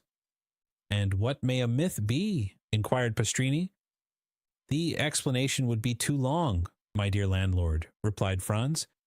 And you say that Signor Vampa exercises his profession at this moment in the environs of Rome, and with a boldness of which no bandit before him ever gave an example.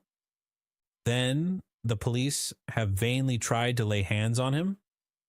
Why, you see, he has a good understanding with the shepherds in the plains, the fishermen of the Tiber, and the smugglers of the coast. They seek for him in the mountains, and he is on the waters. They follow him on the waters, and he is on the open sea. Then they pursue him, and he has suddenly taken refuge in the islands at Giglio, Gianutri, or Monte Cristo, and when they hunt for him there, he reappears suddenly at Albano, Tivoli, or Laricia. And how does he behave towards travelers? Alas, his plan is very simple.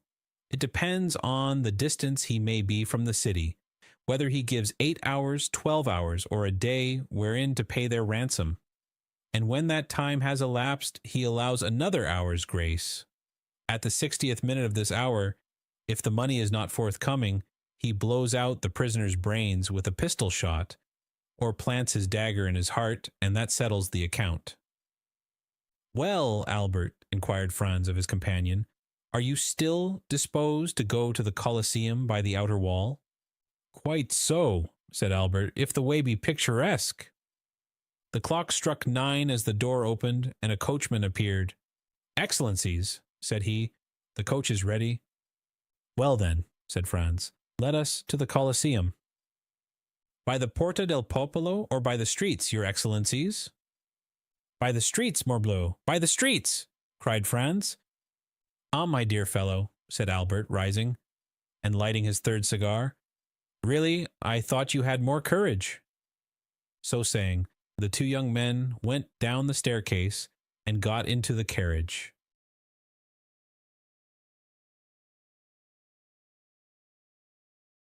All right, everybody. Thank you for watching, and I hope to see you again next week on Friday. I'm crashing, and I'll have another couple chapters ready for you to watch.